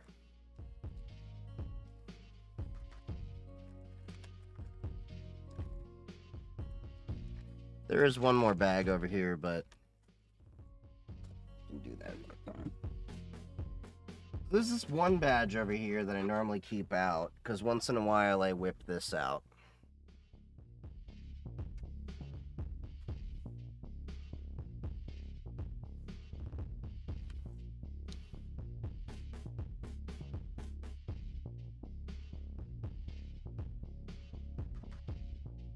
Gotta clean this just a little bit. But anyway, I'm not bringing this to DEF CON with me because it's a little bit too sensitive. But check it out. This was made by DEF CON Local 540 group. This is the Chakra badge. So this badge is really trippy. So the bangle, so you touch the little gold parts here. I'm trying to remember how to operate this. There. So you can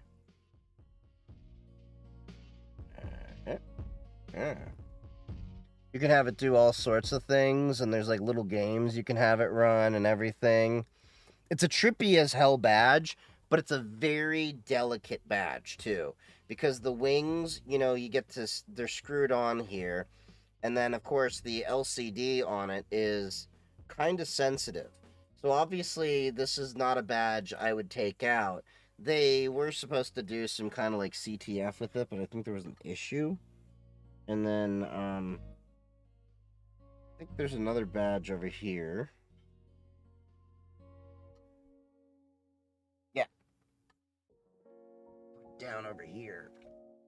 I've got tons of badges, more than this. And I'm probably going to get more this DEF CON. They always have cool badges every year. So this badge is the Aerospace Village badge. I 3D printed a case for it, just to keep it safe. And hopefully this has a charge on it so I can show you. Where's the power switch on this guy? There we go. So it's got this big ass screen here. Now I did have to solder on this SMA connector over here. This is a full-on Linux inside of here. And there's no planes on here for me to show you, but you can plot out planes and track them using this badge. I've actually shown this in TikTok videos and YouTube videos before, but I am going to make a much better ADSB badge. But it's also got a Game Boy in here.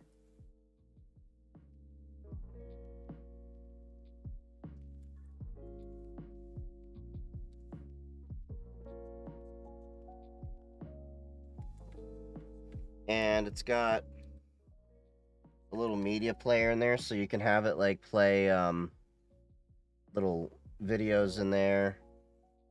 So there's like Earth rotating. It's actually a really nice screen. It's just the camera doesn't pick it up really well. You got Top Gun in there. Another, I think, Top Gun. Them with the jet.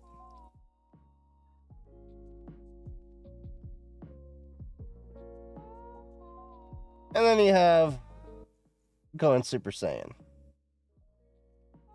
It's a fun little fun little device here.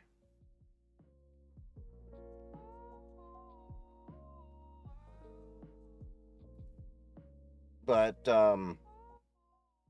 yeah, they did not have this officially at DEF CON.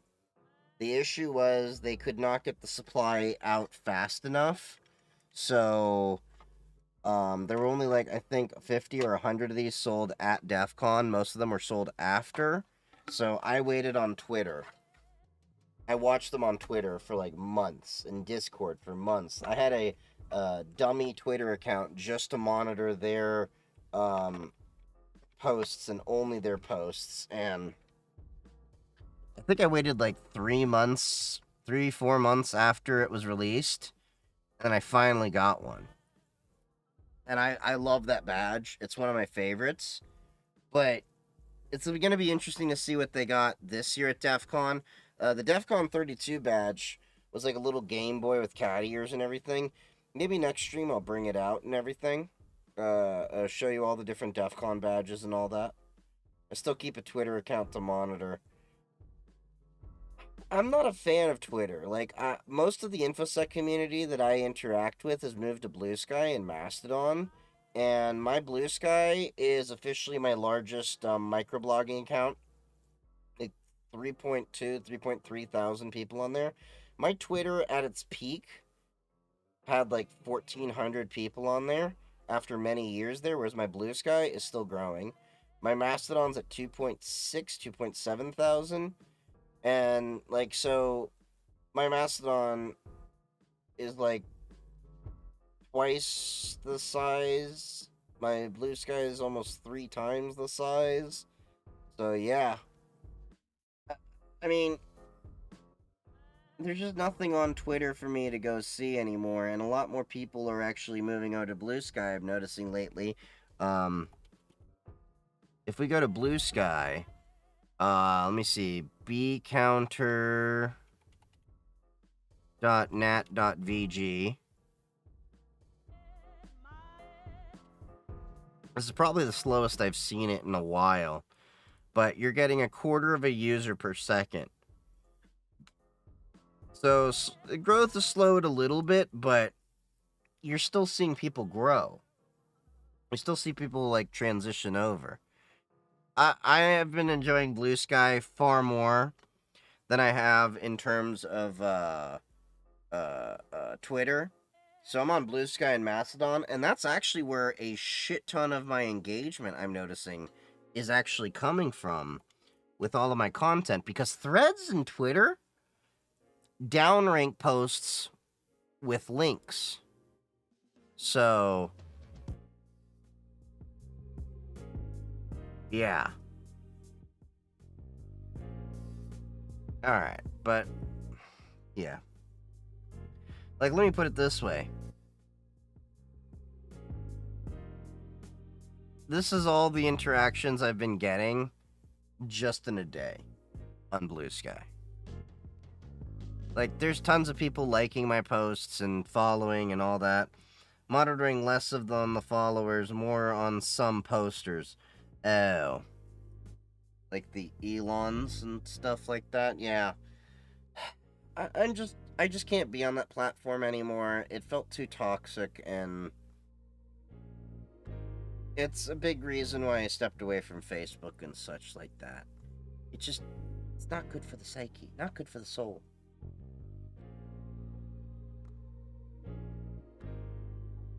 Mm.